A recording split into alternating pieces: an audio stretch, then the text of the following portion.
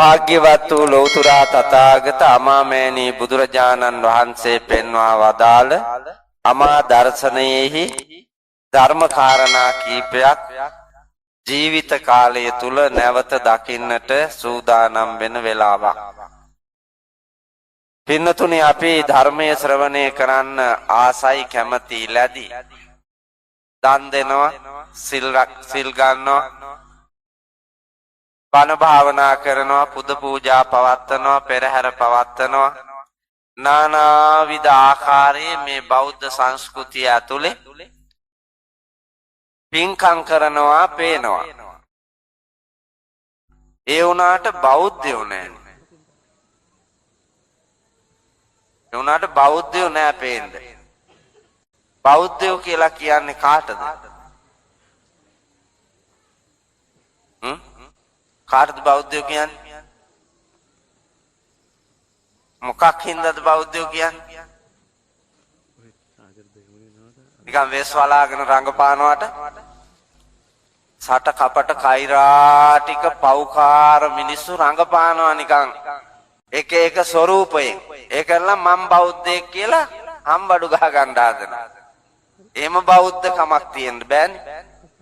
බුදුරජාණන් වහන්සේගේ දර්ශනයට අනුගතව බෞද්ධ කියලා කියන්නේ බුද්ධිමත් වූ ශාස්ත්‍රූවරයාණන් වහන්සේ අනුගමනය කරන්නෝ.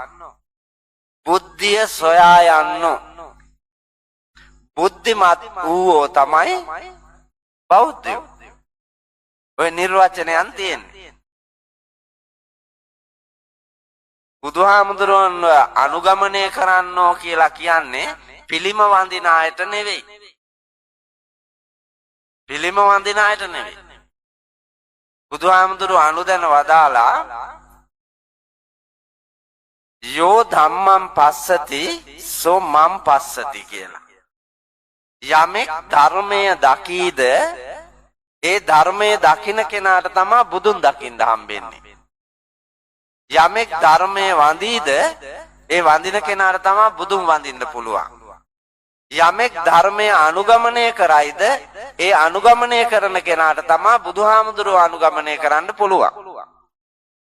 මට එහෙම එකක් පේන්නේ නැහැ. මේ පොර කකා පොදි හැදිලා පින්කම් කෙරුවාට එහෙම එකක් පේන්න තියනවාද? මේ ශ්‍රී ලංකා පොලිසියෙන් ඇවිල්ලා ඉන්න නිලධාරි මහත්තුරු අත්දැකීමෙන් දන්නවා ඇති අවුරුද්දකට සිද්ධ වෙන අපරාධ ගාන. ඒ අපරාධ අතරේ වැඩිපුර කවුද ඉන්නේ? මේ සිංහලයයි සම්මත බෞද්ධයයි සම්මත පරගති තියෙන රංගපාන ජාතිය. මහත්තයා මුළු ලංකාවෙම ළමා නිවාසවල මුස්ලිම් අය නැහැ. මුළු ලංකාවෙම තියෙන මහලු නිවාසවල මුස්ලිම් අම්මලා අප්පච්චිලා නැහැ. ඔක්කොම ඉන්නේ මේ සිංහලයෝ. වදාපු අම්මා හදාපු තාත්තව විසිකලා දාලා, වදාපු දරුවන්ව විසිකලා දාලා මේගොල්ලෝ නිවන් යන්න හදනවා. මරණ තරම මරා දමන්නේ, හැප්පිලා මැරෙන තරමක් හැප්පිලා මැරෙන්නේ. පාරේ තොටේ බේබද්දෝ ඉන්න තරමක් ඉන්නේ, හිඟා කන තරමක් හිඟා කන්නේ. කවුද? ඔබ පාතරේම අපේම අයෝ. මේ රංගපෑම පමණයි. කාලා රස මුසු භෝජන කරපෙම් ගාලා සුවඳ ඇති සඳුනුත් මනරම් ලාලා බරන රිසිලෙස සරසුම් පාලා ගිය වැනි බහුරු කොලම්. මේ තනමල් විල ඔයාලා ගැන ලියලා තියෙන එක. වෙන කවුරුවත් ගැන නෙමෙයි. අවුරුදු 100 ගානකට පෙර මිනිහෙකුට දැනිලා තියෙන විදිය බලන්නකො 2025 තනමල් විල මිනිස්සු ඉන්න විදිය. කාලා බීලා ඇඳලා පැලඳලා මේ ලෞකික රාගික කෙලෙස් බර ලෝකේ ඇහැට කනට නාසයට දිවට ශරීරයට මනෝභාවයන්ට සැප දෙන්න ඔට්ටු වෙලා මොකා මරලා හරි කමන්නේ. සැප දෙන්න ඔට්ටු වෙන જાතියක් බෞද්ධ වෙස් අරගෙන රංගපානවාලු. ඒක තමයි මේ තියෙන්නේ. හැබැයි බෞද්ධයෝ අතින් මාත්‍ය අපරාධ වෙන්න බෑනේ. තවත් කෙනෙකුට කරදරයක් වෙන්න බෑනේ. හිංසාවක් වෙන්න බෑනේ. ඔයාලා හොඳට බලන්නකෝ ඔයාලා දෙය. අවංකවම සුද්ධ මිනිහෙක්ද කියලා බලන්න. භාගයට භාගයක් ගෙවල් වල ගිනි කෙලි. ගෑණි මිනිහා අඳුරන්නේ නැහැ, මිනිහා ගෑණි අඳුරන්නේ නැහැ. ඒකනේ ඇත්ත. ගෑණි මිනිහා යන කොටා ගන්න ගෙදර දරුවන්ට හිටියාගේද? දරුවන්ට ඉන්න බෑ. සමාජය මෙහෙම. ඒකෙන් අතමිදී පින්වත් ගමනක් යන්න ඇහැ කන ඇරලා බලන්න ඕනෑ හින්දා ඇහැ පාදන්න මේ හදන්නේ. ඒ හින්දා කන පාදාගෙන මේවා අහලා ඇහැ පාද ගන්න වීරිය කරන්න. ඇහැ කිව්වේ ඔය තියෙන මස් වලින් හැදිච්ච කපටි ඇහැ නෙමෙයි. නුවණැස. මීට වඩා ගොරහැඩි යක්කු බෞද්ධ දර්ශනයේ ඉදිරියේ හරීම නම්‍යශීලී වුණා. ඔවුන්ට සසර පින් තිබ්බා. ඒ නිසාම හින්දා ඔබේ පිනක් තියෙනවා මනුස්ස ලෝකේ ඉපදුනේ ඒ හින්දා. ඒ පින අවදි කරගන්න ඕන. මේ සමාජ ක්‍රමය විසින් ඒක වහලා තියෙන්නේ. බෞද්ධයෙක් හැටියට ගමන් කරන්න මිනිහෙක් උත්සාහ ගත්තත් මහත්ය අමාරුයිනේ. මේ තියෙන ක්‍රමය ඇතුලේ යන්න බෑ. සාධාරණව ජීවත් වෙන්න හදන මිනිහට හරි අමාරුයිනේ. හැබැයි අසාධාරණයෙන් ජීවත් වෙන අයට හරි ලේසි. එහෙම තමයි තියෙන්නේ මේක හැදිලා. ඒකට ක්‍රමවේදයක් හදා ගන්න ඕන. හැමෝටම යහපත් සමාජයක් උදා කරලා දීලා ඒක ඇතුලේ සතුටු වෙලා මැරෙන්න. ලැජ්ජ බය කියන දෙක තියාගත්තා නම් ඕන පාපයකින් අත මිදුණ හැකි. අපිට ලැජ්ජාත් නැහැ බයත් නැහැ. ඒ කරුමේ තමයි මේ ගෙවන්නේ. ඒ හින්දා සිහිය පිහිටුවාගෙන නිවැරදි ගමනක් යන්න මහන්සි වෙන්න. අලව් යකා බුදුහාමුදුරුවන්ගේ ධර්මයේ ශ්‍රවණය කරලා බුදුහාමුදුරුවෝ ළඟ වන්දනා කරලා ලබාපු ලාභය කියනවා. බණ අහලා ආලවක ලබාපු ලාභය. මිනිමරුවෙක්නේ, හොරෙක්නේ, සල්ලාලයෙක්නේ. බුදුහාමුදුරුවෝ බණ කියන්න යනකොටත් ගේ ඇතුලේ ගෑනු 3 දෙනයිලු. ආලෝකයාගේ ඒ තරම් දුර්ජන මිනිහෙක්. බුදුහාමුදුරුවෝ ගෙදරට ගියාට පස්සේ බුදුහාමුදුරන්ට ගැව්වා. හිංසා කළා. අභියෝග කළා. නානාවිද ප්‍රශ්න අහන්න ගත්තා. ඒ සියල්ල දරාගෙන මහා කරුණාවෙන් බුදුහාමුදුරුවෝ ආලවක යක්ෂයාව හීලෑ කොට ධර්මඥානෙහි පිහිටුවා. ඒ වෙලාවේ ආලවක යක්ෂයා වැඳගෙන කියනවා බවත් ගෞතමයාණන් වහන්සේ නික්කුජ්ජිතම් වා උක්කුජ්ජෙය්‍ය පටිච්චන්නම් වා විවරෙය්‍ය මූලස්සවා මග්ගං ආචික්කෙය්‍ය අන්ධකාරේ වා තේලපජ්ජෝතං ධාරෙය්‍ය චක්කුමන්තෝ රූපානි දක්ඛින්ති තී කියලා. මොකක්ද යකා කියන්නේ? නික්කුජ්ජිතම් වා උක්කුජ්ජෙය්‍ය යටි අතට හරවලා තිබුණු බඳුනක් උඩු අතට හරවා පැම්බත් කළාසේ මෙතෙක්කල් යටි අතට හිටි ආලවක යක්ෂයා උඩු අතට හරවා ඔබ වහන්සේ බුද්ධියෙන් පිරෙව්වාලු. හිස් බොල් ආලවක යක්ෂයාව බුද්ධියෙන් පිරී ගියාලු. පටිච්චන්නම් වා විවරෙය්‍ය මගේ ඉස්සරහින් තිරයක් තිබ්බා කළු පාට. ඒ කළු පාට තිරේ හින්දා මට ලෝකෙ පෙවුන්නේ නැහැ. ඔබ වහන්සේ අද ඒ තිරේ ඉරලා දැම්මා. මේ හැම මිනිහෙක්ගෙම තියෙනවා ඉස්සරහින් තිරයක්. ඒ තිරේ හින්දා තමයි සැබෑ ලෝකෙ පේන්නේ නැත්තේ. මොකද්ද තිරේ? මොකද්ද ඔයාලා ඉස්සරහා තියෙන තිරේ? S2 වැහිලා තියෙන.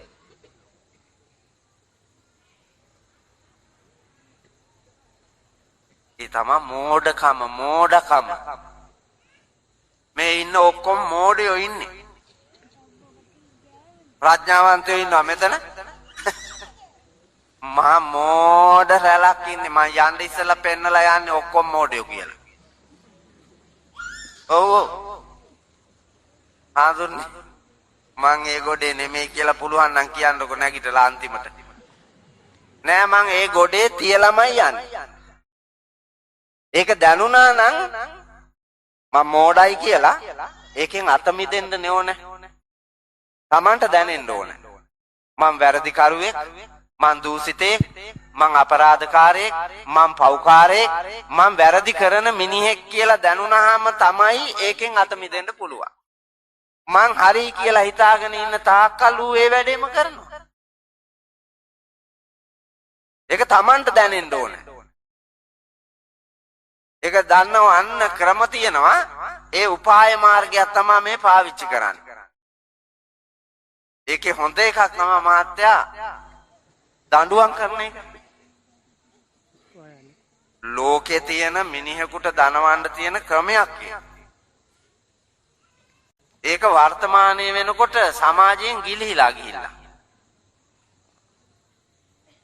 එක මිත්‍යා දෘෂ්ටික විශ්වාස හින්දා. නැත්තම් මිනිස්සෙක් හැම මිනිහම බුද්ධිමත් නැහැනේ. යම් අන්ධභාවයක් තියෙනවා. ඒ අන්ධ මිනිහාව ඒකෙන් අවදි කරවලා ගන්න උපායශීලී වෙන්න ඕනේ. ඒ පාවිච්චි කරන එක උපාය මාර්ගයක් තමයි දඬුවම. දඬුවම් කරලා එතන තියන්න ඕනේ. දැන් අපි ඉස්කෝලේ යන කාලේ ගුටි කාපු තරම් ළමයි ගැව්වේ කොමිටි වලින් ගැව්වේ. විදුහල්පතිතුමා මට හොඳට මතකයි දියුල් ගෙඩියක් කාලා ගෑනු ළමයෙක්ගේ දියුල් කට්ට බිත්තිය උඩ තියලා කුඩු කරලා ඉවරලා අර කෙල්ලගේ මල්ලටම දාලා වැහුවා. පන්තියම සුවඳයි. ගෑනු ළමයි අතු ගන්න ගිහිල්ලා හිටියේ. අතු ගාලා එනකොට දියුල් ගෙඩියට උදේ පාන්දර දියුල් කන වෙලාවකුත් නෙමෙයි. ඡණ්ඩාල ගතිය තියෙනවනේ ඉතින්. ඒගොල්ල කෑවා. කෑවෙත් කවුරුවත් නෙමෙයි පන්තියේ නායකයා. හැබැයි කොල්ලා මැරෙනකොට හොඳ දක්ෂ ශ්‍රේෂ්ඨ මිනිහෙක් හැටියට මැරුණේ. දඬුවම් කරලා ලැබිච්ච දණ්ඩනේ බලෙන්. මම මේක මයි පුතාලට ලැජ්ජා වෙන හින්දා තලාපියව කියන්නේ නැතුව හිටියේ.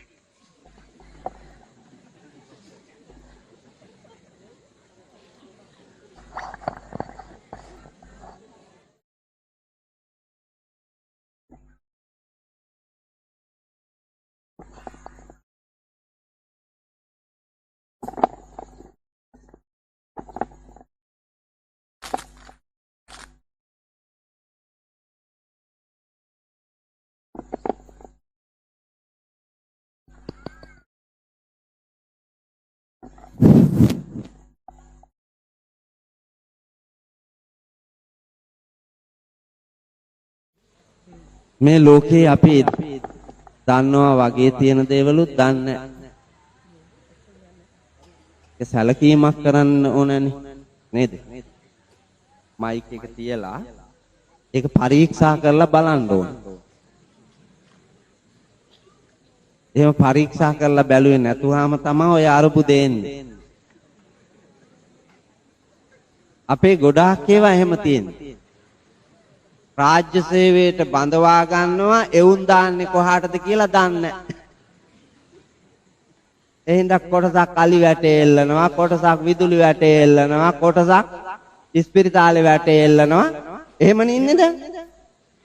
එක්කුට පඩිය 50000යි, අනික් එකාට 40000යි, අනිත් එකාට 20000යි. එහෙම පඩි. එකට බඳවා ගත්ත රාජ්‍ය සේවය. මේ වගේ පර ගති තියෙන කාලකන්ණි රටක් හැටියට තමයි මේක තියෙන්නේ. ඒකට හේතුව තමයි අර ඉස්සරහ තිබ්බ තිරේ හින්දා එවුන්ට පෙවුන්නේ නැහැ විනිවිද. ලෝකේ යථා ස්වභාවය. ඒක ඔය හැමෝටම තියෙනවා. ඒක තමයි මෝඩකම නැමැති අන්ධකාරයෙන් වැහිලා ඉන්නේ. ඒක ඉරලා දාන්න ඕනේ. ඒකට අපි පාර කියලා දෙනවා, ඒකට හයිය දෙනවා, ක්‍රමවේදය කියනවා. ඔබ කැමති නැත්නම් ඒක ඉරලා දාලා ඉවරලා ලෝකෙ දකින්න. ඒක කර්මය තමයි. ඒකෙන් එහා ගෙනියන්න බෑ. අනිත් කාරණය අන්ධකාරේවා තේල පජ්ජෝතං ධාරෙය්‍ය. කරුවලේ හිටමු මට ආලෝකයක් ලබා දුන්නා. අඳුරේ අතපත ගගා හැප්පි වැටි මම්මුලාවී හිටපු මට ඔබ වහන්සේ ආලෝකයක් දුන්නා. නිසි මඟ හොයාගෙන නිසි දේ තෝරාගෙන ගමනක් යන්න.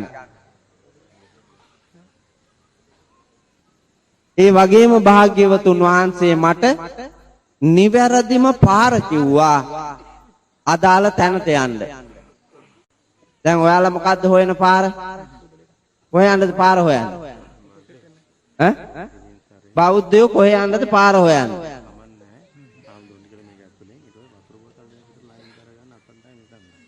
නාකි වෙලා පන්රල්පත් වාගේ ඇකිලෙනකම් වල්කම් කරලා හං ඇකිලිලා ඇට දිරලා ගෝණි පඩංගු වාගේ වුණාම මේන් දිරච්ච කරත්ත ටික එනවා පන්සලට.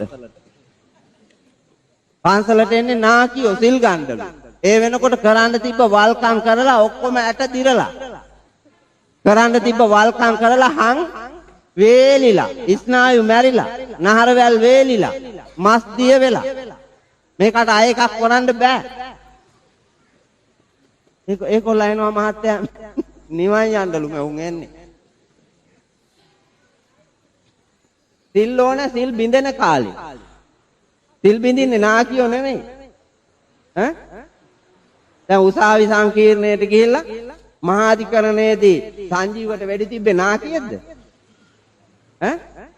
අනුරාධපුරේ මහරෝහලේ වෛද්‍යවරිය දූෂණය කෙරුවේ නාකියෙක්ද? ඒ සිල් බින්දෙන වයස. ඒ වයසේදී තමයි සිල් ඕනේ. ඒ වයසට සිල් ගන්න. ඒ වයසට සිල් රකින්න. ඔය සිල් ගන්න හැම නාකි ගෑණියෙක්ගෙම මිනිහෙක්ගෙම මහන්නකො බලන්න. කෙල්ල කාලේ කොල්ල කාලේ කොහෙද හිටියේ කියලා. පන්සලේ බෝගහගාව හිටියා තනමල් විල මූකලානක. බැරි ගැහුණාට පස්සේ තමයි මේ ආවේ. එහෙනම් අවබෝධයෙන් ජීවිතේ වටිනාකම ඉගෙන ගන්න තියෙන කාලේ ඉපැයි ඉගෙන ගන්න. ඒ කාලෙටනේ ඕනෑ විනය. විනයෝ නාම සාසනස්ස චායු. මේ ලෝකයේ පවතින්නේ ශික්ෂණය මත, විනය මත, හැදියාව මත. විද්‍යා දදති විනයං. ශිල්ප ශාස්ත්‍ර පිහිටන්නේ හික්මීම මත, කීකරු විනීතකම මත, සීලය මත. නමුත් අපි ඒව නෙමෙයි කරන්නේ. මිත්‍යා දෘෂ්ටික ආකල්ප ඔළුවේ තියාගෙන දැන් ඒ ආකල්පෙමනේ දීලා තියෙන්නේ මේ බාල පරම්පරාවටම මේ ඉන්න අලුත් පහේ ගෑනු ඔක්කොටම මහත්තයා පුදුම කුලප්පුවක් තියෙනවා. ඔයාලා ගෑනුත් එහෙම ඇති. ඉන්නවා නම් ආයෙක දෙකක් නැහැ. බලන්නකෝ ඒ කිලාට පිස්සු වගේ ළමයි අරගෙන අහට්ට දුවනවා, මෙහට්ට දුවනවා, අර පන්තියේ තියනවා, මේ පන්තියේ රෑත් දවාලක් නැහනේ. මේ තනමල්විල පන්සලේ මේ ධර්මසිංහාසනාරූඪව ඉන්න මං දිවිහිමියන් පන්තියකට ගිහිල්ලා තියෙනවද?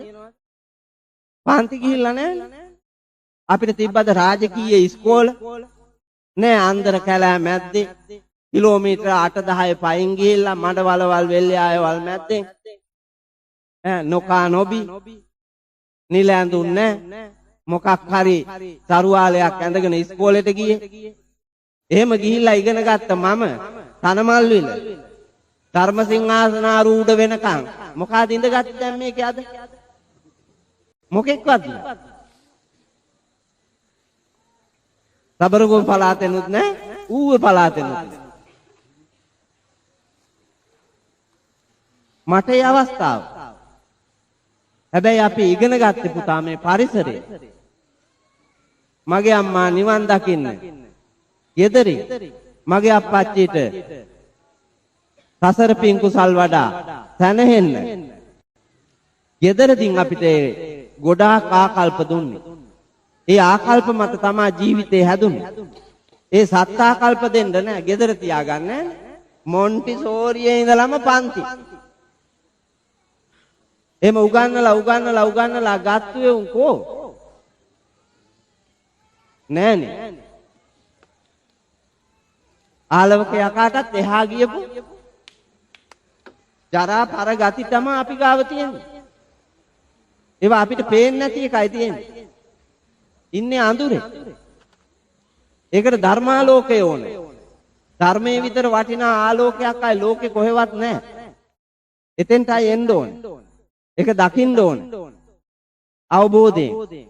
අමරදේව මහත්තයා කියන්නේ ආලෝකයෙන් දකින්න කියලා. ඒක තමයි ජීවිතේ ලස්සනම වෙන වටිනාම වස්තුව. විකසිත පෙම්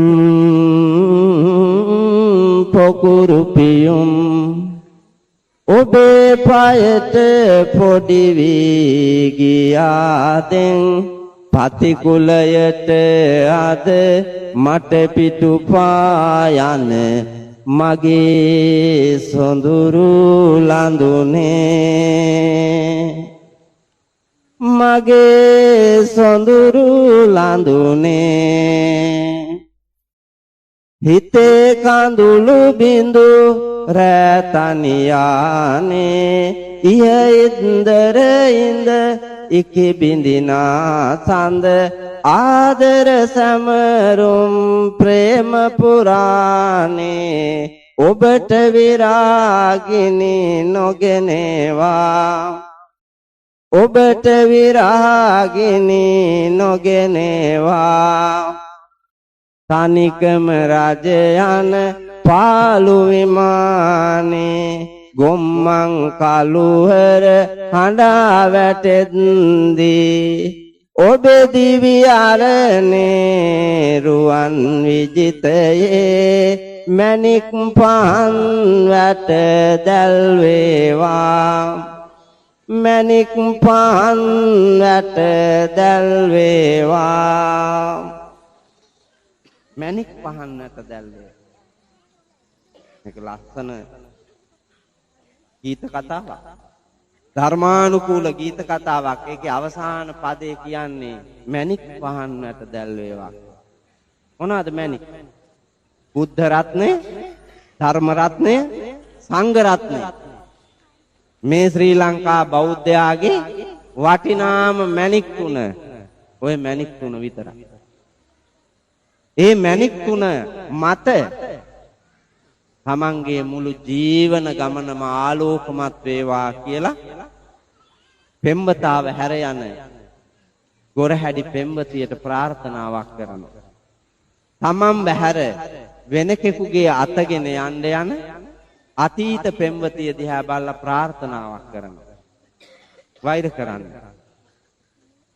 දෙනෙහිබර සැබෑ ප්‍රේමේ තතු. ඒවා අපි ළඟ නැහැ. මහත්තයා මේ ලංකාවේ අතීතේ කවියක් ගීතයක් කෙටි කතාවක් නව කතාවක් කතාන්දරයක් උපමාවක් උපමේයක් මොනවා හරි රචනාවක් නිර්මාණයක් කරලා තිබ්බා නම් ඒ මිනිස්සු පාපයෙන් අත මුදවන්න පාපේ අලවන්න නෙමෙයි වර්තමානයේ තියෙන්නේ පාපේහිම අලවණෙව්වා මිසක් පාපෙන් ගලවණේවා නෙමෙයි ඒ විදිහේ පෞලෝකයක අතරමං වී සිටින ඔබට ධර්මාලෝකයෙන් ආලෝකමත් වී අඳුරේ අතපාත ගාන අඳුරේ යන මේ ගමන නවත්තන්න ඕන. චක්කුමන්තෝ රූපානි දක්ඛින්තිති මස් දෙකෙන් හැදුණු ඇස් දෙකට වඩා නුවණ සාවදි කරගෙන නුවණින් මේ ලෝකේ යථාර්ථය දකින්න හරි දේ දකින්න නිවැරදි දේ දකින්න වීරිය කරන්න. අසාරේ සාර මතිනෝ සාරේචා සාර දස්සිනෝ තේ සාරන්නාදි ගච්ඡanti මිච්ඡා සංකප්ප ගෝචර අපි මොනවද දැකලා තියෙන්නේ සරු දේ નિසරුයි කියලා දැකලා හරි දේ වැරදි කියලා දැකලා ලස්සන දේ අවලස්සනයි කියලා දැකලා හොඳ දේ නරකයි කියලා දැකලා අපි අල්ලගෙන තියෙන්නේ නරක දේ හොඳයි කියලා. නරක දේම හොඳයි කියලා අල්ලගත්තා. ඒ අල්ලගත් එකේ කර්මය අපි දැන් සමාජයක් හැටියට හැමෝම විඳිනවා විඳවනවා. ඒකෙන් අත මිදී සොඳුරු ගමනක් යන්න පින්සිතින් අද මේ ධර්මානුශාසනාව මගේ අතීත මිත්‍රයෙක් තමයි මේකට ආරාධනා කළේ. ඒ මිතුරාගේ නමින් ඔක අදහත් දෙන්නවත් කියන දුරකථනයෙන් තමයි කිව්වේ.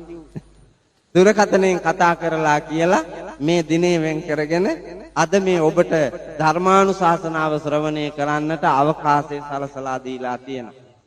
කොතනක පිදුවත් මුනිඳුන් උදෙසා. ඒ නිසා මා තන නොතන නොබලා මේ අවකාශය හදාගෙන මා යන ගමන් මගේදී තවත් කෙනෙකුට උපකාරයක් පිණිස ලෞතර තථාගත බුදුරජාණන් වහන්සේ දේශනා කොට වදාළ සත්‍ය සුන්දර සදාතනික ලෝක සත්‍යයෙන් බිඳක් මේ වෙලාවේ දේශනා කරනු ලබන. ඒ උතුම් දහම් මනවින් ශ්‍රවණය කරගෙන අවබෝධ කරගෙන ජීවිත ගමන පුරාවට ප්‍රයෝජන ගන්න මහන්සි ගන්න. අපි අහනවා ඒ වගේම අවබෝධය නැහැ. අවබෝධය නැති නිසා අපි අන්ධකාර ගමනක යනවා. ක්‍රියා කරන්නේ නැත්තේ ඒකයි. සමහරු කියනවා නේද මහත්තයා දැන වැරදි කරනවා කියලා. දැන් පාරේ හෙල්මට් එකක් දාන්න නැතුව හෙල්මට් එක අතේ දාගෙන එකෙක් යනවා කියන්නකො ඔළුවේ දාන්න තියෙන එක. මං හිතන්නේ 1992ද කොහෙද ඔකට නීතිය ආවේ හෙල්මට් දාන්න ඕන කියලා. ඒ නීතිය ආවට පස්සේ හෙල්මට් දාන්න කිව්වා. ඊට පස්සේ ඒත් නොදා යනවා. ඒ ගමන දඩ මුදල් නියම කෙරුවා මේ වරද කරලා තිබුණොත් දඩ ගහනවා කියලා. ඊට පස්සේ ඒත් මෙව් අතේ දාගෙන තවත් යනවා. තවත් අතේ දාගෙන යනවා හෙල්මට් එක. හේතුව මහත්තයා ඒකට ඔළුවක් තියෙනවා කියලා ඒක දන්නේ. ඒකට අවබෝධයක් නැතිකමනේ. ඔළුව වදි. හෙල්මට් එකේ අරුත ඒකනේ. බයිසිකලේ යන ගමන් යම් අනතුරකට භාජනය වෙලා තමා නොසිතන තැනකදී තමාට බයිසිකලේ කොච්චර විශ්වාසය තිබ්බත් පාර හරහා පයින් අලියාට, කොටියාට, වගවලසාට, බල්ලාට, හරකුන්ට මේක බයිසිකලේ එන හින්දා මම බ්‍රේක් ගහන්න ඕන කියලා හරක් දන්නවද? එහෙම දන්නේ නැහැ. උන් පයින්නවා. ඒ හින්දා අහඹු ලෙස හෝ මෙහෙම එකක් වුවහොත් තෝ මැරෙනවා. ඒ හින්දා ඔක දාගෙන පළ ඔළුවේ කියලා තිබ්බේ. මේ කියන්නේ එක ගොම් වස්සෙකුට තේරෙන්නේ නැහැ කියන්නකො. ඒකට අවබෝධයක් නැහැ උගේ ජීවිතේ වටිනවා කියලා. ඌට වගකීමක් තියෙන තාත්තා කෙනෙක්. වගකීමක් තියෙන පුතෙක්. වගකීමක් තියෙන මිනිහෙක්. මේ මොකක්වත් නොදන්න කාලකන්ණියෙක් නේ. ඒ වුණාට අපි කියනවා දැන මේක හෙල්මට් එක දැම්මේ. නෑ මහත්තයා මෝඩකම හින්දාම. හරකෙක් හින්දායි. නැත්තම් සමාජයේ ඉදිරියේ දඬුවම් විඳින්න වෙන වරදකට මේක හරින් ගන්න යන්නේ නෑනේ. දන්නවද? දඬුවමත් ඌට නම්, මරණයත් ඌට නම්, වේදනාව ඌට නම්, රෝගාතුර භාවයේ ආබාධිත භාවයේ ඇති වෙන්නේ ඌට නම්. ඌට තේරෙන්නේ නැහැ. නමුත් ඒකේ හිතන්නේ නැහැ. ඒ තමයි මෝඩකම කියන්නේ. අපි හිතුවට දැන වැරදි කරනවා කියන්නේ. ඔය වල්කමේ යන එක, කසිප්පු බොන එක, ගංජා බොන එක, හොරකම් කරන එක, පාතාලේ ඉන්න එක, මිනි මරන එක, ඔය හැම එකාගෙම තියෙන්නේ ඒක. අය වෙන මොනවත් නෙමෙයි. ඒක තමයි ප්‍රධාන ධර්මතාවය. ඒක අපි අවබෝධ කරගත්ත දාට තමයි මේ ලෝකෙන් සැබෑ මිනිහෙක් හැටියට නැගී හිටින්න පුළුවන් වාසනාව ලැබෙන්නේ. බුදුරජාණන් වහන්සේ පෙන්වා වදාළ නිර්වාණ මාර්ගයේ පිහිටියා වෙන්නේ. එතෙන්ට එක්කන් යන්න තමයි අද දවසේ මේ උතුම් ධර්මානුශාසනාව සංවිධානය කරලා සතර පෙරුවේ දායකකාරක ආදීන්ගේ ඉමහත් කැපකිරීමෙන් අපේ හාමුදුරන් වහන්සේලාගේ අවවාද අනුශාසනා මැද්දේ වැසිබර කාලගුණික තත්ත්වයක් තිබුණත් ඔබට එන්න කියලා ආරාධනා කළා. ඒ නිසා මේ වෙලාවේ ඇහෙන බණ පදයක් ගානේ මනාව හිත පිහිටුවාගෙන නිවැරදි දැකීමක් ලබන්නට වෙහෙසෙන. ඒ සඳහා දිරිය, ශක්තිය, අවබෝධය, සත්‍යාකල්පය පහළ වේවා, වෙත්වා, වෙම්වා කියලා සාදු කියලා ප්‍රාර්ථනා කරා. පින්නතුනි මම මාතෘකා කරන්නට යෙදුනේ ජම්බුරු දේශනාවක කුංචි බණ පදයක්.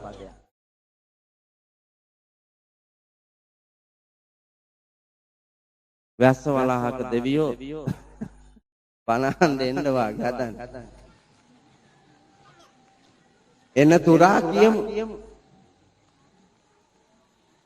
මං හිතනවා අද වැස්සක් වහින්න නැති වෙයි. හත් දවසක් අනෝරා වැස්සක් වැසිද්දි බුදුහාඳුරෝ හිටියා කියනවනේ. අහලා තියෙනව නේද? ඒ මහා දාලානිපාත වැස්ස. බුදුහාමුදුරු අවශේෂ මිනිහෙන් නෙවෙයි. අපි පුදුම බයයිනේ වැස්සට පින්නට. පුදුම බයයි. හැබැයි කුපාඩි කොමේ යනකොට වැස්සොත් ඒකට තෙමෙන්නේ නැහැ මහත්තයා. ඒකට තෙමෙන්නේ හොරකමේ යනකොට ඒකට තෙමෙන්නේ නැහැ. කසිප්පු බීලා ඇද්දි කර මත්තට ගිලුණත් ඒකට තෙමෙන්නේ නැහැ. එහෙම තමයි තියෙන්නේ. අර ඉස්සර ජනකවියක මම දැක්කා තියෙනවා රාබොණ්ඩ බොණ්ඩ වෙරි වෙන්ද විකාර ගතියෙන් රැවෙන්ද වෙන්ද ගෙදර යන්න පරානේ නැතියෙන් ඒ දණ්ඩ උඩ යන්න ජපෝරි සද්දෙන් අල්ලන් හුටන් ගජි ගතන් මහ පාර මැද්දේ බලන්න බේබත්තගේ චිත්‍රය බලන්න මේක තමයි ඇත්ත කතාව. පැලේ ඉන්න මිනිහෙක් බේබත් එක්ක එන ගමන් විලාසය දිහා බලාගෙන ඉඳලා ඌට සිද්ධ වෙන ඉරණම මතුවෙක්කුට නොවෙන්න කියපු ජන කවියක් ඔය. අර ඌට හූ කිව්වේ නෑනේ. අර වැටෙන එක බීලා වැනි ඇවිල්ලා ඒ දණ්ඩෙන් එන්න ආපු එක අඩි 12 පාරේ ඉසඩ් වාගේ යන එකට ඒ දණ්ඩේ යන්න බෑනේ. ඒ යන්න ඇවිල්ලා ඇලට වැටිලා ඇලෙත් එබිලා ගිලිලා තෙමිලා දිය රෙදි පිටින් තෙත රෙදි පිටින් පාරට ගොඩ වෙලා යන්න හැදුවාට යන්න බෑලු. දෑඩිය තියන්න ඕන එක සිව්වඩිය තියනවලු. අල්ලන් හුටන් ගජි ගතන් මහා පාර මැද්දේ උට සිද්ධ වෙච්ච කරුමේ හූ කිව්වනම් අර කතාව කුණුහරුප ටිකක් වපුරයි ගමේ ආයෙත්. හැබැයි අර මිනිහා සිහියෙන් හිටපු මිනිහා ලෝකේට වටිනා යමක් ඉතුරු කරලා අරුට වෙච්ච කර්ම දෝෂේ තව එක්කට නොවෙන්න පාරක් හැදුවා. නිර්මාණයක් කළා. අපේ සමාජයේ එහෙම තිබුණු සොඳුරු සමාජයක්. සුන්දර ශ්‍රී ලංකාවක්. ලස්සන ශ්‍රී ලංකාවක්. නිවන් දකිනා ශ්‍රී ලංකා දීපයක මානවයෝ අද ඉන්නේ සතර අපාගත වෙන ගති ලක්ෂණ ඇතිව. ඒකෙන් අත මිදෙන්න මං ගැඹුරු බණ පදයක් ඔබට ඉතා කුඩාවට ලිහිල් කොට තේරුම් කරන්න හිතාගෙන මේ ධර්ම කාරණාව මාතෘකා කළා. මොකද්ද මේ දේශනාව මතකද ඔයාලා? මොකද්ද මම මාතෘකා කළේ?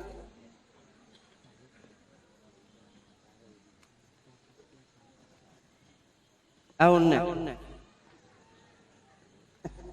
තනමල්ලි ලොක්කොටම වෙරි වාගේ මට පේන්නේ. නිකන් බන අහනවා වාගේ හිටියට මෙවුන් ගංජා බීලවත් ආවත් දන්නේ නැහැ. මං එනකොට බල්ලෙකුත් හිටියා පාරේ එහෙම. ඒ අයින් වෙන්නේ වාහන එනවා ඌ බලාගෙන ඉන්නවා මේ කරන් කම්බිය දිහා. මං හැරිලා බැලුවා රිලෙවෙක් වඳුරෙක්වත් ඉන්නවාද මුගේ ඇහැ වැටිලා කියලා නෑ. මූ බලාගත්තු අතේ බලාගෙන ඉන්නවා ගංජා බීප් එකත් එහෙමනේ. මං කිව්වා කොල්ලාට ගණන් ගන්න එපා බල්ලා ගංජා බීලාද කොහෙද? තනවල් මිල මැද්දෙන් යන්නේ පරිස්සමට යම.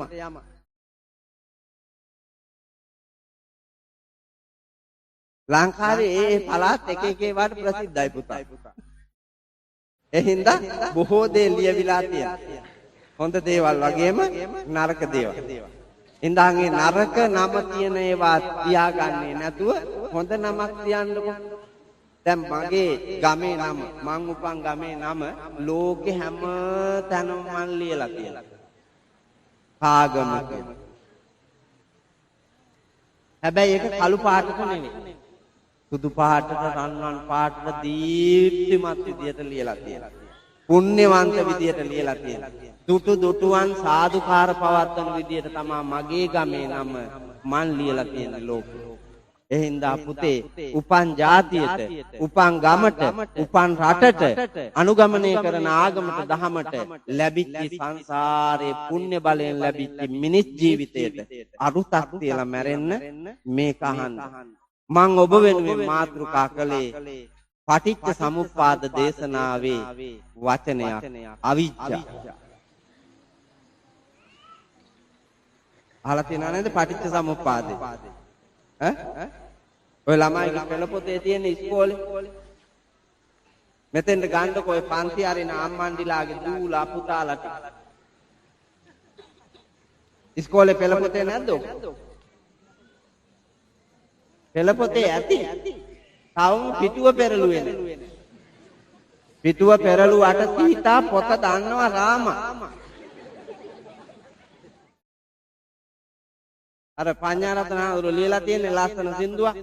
කන විදලා කොණ්ඩේ පාට කරලා ඇවිදින ගිනි යව්වේ ඉල් බාට ගල් තැලුම් මතුණු තාර වලින් වැහුවේ 550 ජාතකයම උන්ටයි බන කිව්වේ පොළවටත් වැඩිය බර උම්මයි මිනියට කර ගැව්වේ පිටුව පෙරළුවට සීතා පොත දන්නවා රාමා මොන පිටුව පෙරළුවත් තනමල් විලයි එවුන් ඒක මං කියලා තියෙනවා. ඒක කාග මහඳුරු කියවලා තියෙනවා. ඒක වහලා පෙරලන්න බෑ. වහලා පෙරළුවට වැහෙන්නේ. ඇයි මං කියවලා? පොතේ පිටු ගාන දන්නවනම් පිටුවේ තිබ්බේ මොනවද දන්නවනම් පොතම පෙරළුවත් වැඩක් නෑ. වහලා පෙරලන අපේ පොලිස්පතිතුමා වහලා පෙරළුවේ නේ පොලිස්පතිතුමා වහලා පොත පෙරළුවා පොතත් මගේ අතේ පෑනත් මගේ අතේ එහෙනම් ගොරකක් දඩමස් කරන්න පුළුවන් කියලා කිව්වාට ගොරකමයි දඩමස්මයි කියලා දැන් දැනෙනවා එහෙනම් ගිහි පැවිදි ભેදයක් නෑ නිලලත් නොලත් ભેදයක් නෑ ඕනෑම මිනිහෙකුට පුතා යම් වරදක් කළොත් මෙලව හෝ පරලොව ඒක විපාක දෙනවාමයි. ඒක සත්‍යයි ලෝකෙ. එහෙනම් අපි తాවකාලික තෘප්තියක් ලැබුවාට ඒක විඳවන්න. මම පුතාලාගේ 10 පෙළ පොතේ 11 පෙළ පොතේ තියෙනවා. මට මතක හැටියට 8 පොතේත් ඇති. මං දැන් ඉස්කෝලේ නොයන නිසා දහම් පාසලක උගන්වන්නේ නැති නිසා ඒ පොත් පෙරලන්නේ නැති නිසා මට හරියට නිච්චි නැහැ. නමුත් පෙළ පොත්වල තියෙනවා කියලා මං හොඳටම දන්නවා. විෂය නිර්දේශ. හේතුඵලවාදය කියලා පාඩමක් හෝ පටිච්ච සමුප්පාදය කියලා පාඩමක් තියෙනවා. හේතුඵලවාදය කියන්නේ පටිච්ච සමුප්පාද දේශනාවටමයි. මම ඔබට මාතෘකා කළේ ඒ කරුණු 13කින් සමන්විත පටිච්ච සමුප්පාද දේශනාවේ මුල්ම වචනේ. අවිජ්ජා පත්‍ය සංඛාර සංඛාර පත්‍ය විඥාන විඥාන පත්‍ය නාම රූප පත්‍ය සලආයතන සලආයතන පත්‍ය පස්ස පස්ස පත්‍ය වේදනා වේදනා පත්‍ය තණ්හා තණ්හා පත්‍ය උපාදාන උපාදාන පත්‍ය භව භව පත්‍ය ජාති ජරා ව්‍යාධි මරණ ශෝක පරිදේව දුක්ඛ දෝමනස් උපායාස මේ තමයි කරුණ. ඒ සත්වයෝ සංසාර ගමනේ මෙරි මෙරි ඉපදී යන මරණයත් උපතත් අතර දෝලණය වන ජීවිතයට ලැබෙන විඳීම්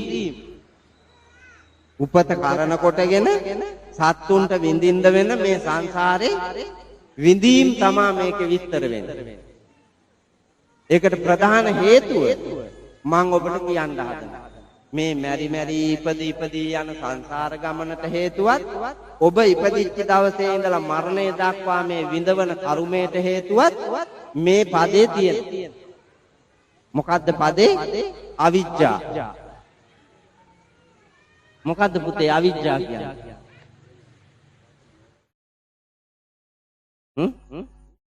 මොකද්ද අවිජ්ජා? විජ්ජා. පුතාලා විජ්ජා කියන වචනේ දන්නවද? විජ්ජා දැකලා නැද්ද? විජ්ජා කියන්නේ විද්‍යාව. විජ්ජා කියන්නේ විද්‍යාව. දැන් මේ ළමයි ඔක්කොම පන්ති යනවා විද්‍යාව. මට කියන්නකෝ විද්‍යාව කියන්නේ මොකද්ද කියලා? මොකද්ද විද්‍යාව කියන්නේ? පෙළ පොතේ පටුනේ තියෙනවා මේක. ප්‍රස්තාවනාව කියලා පාඩමක්. ප්‍රස්තාවනාව කියලා තියෙන්නේ පොත ගැන තියෙන විස්තරය.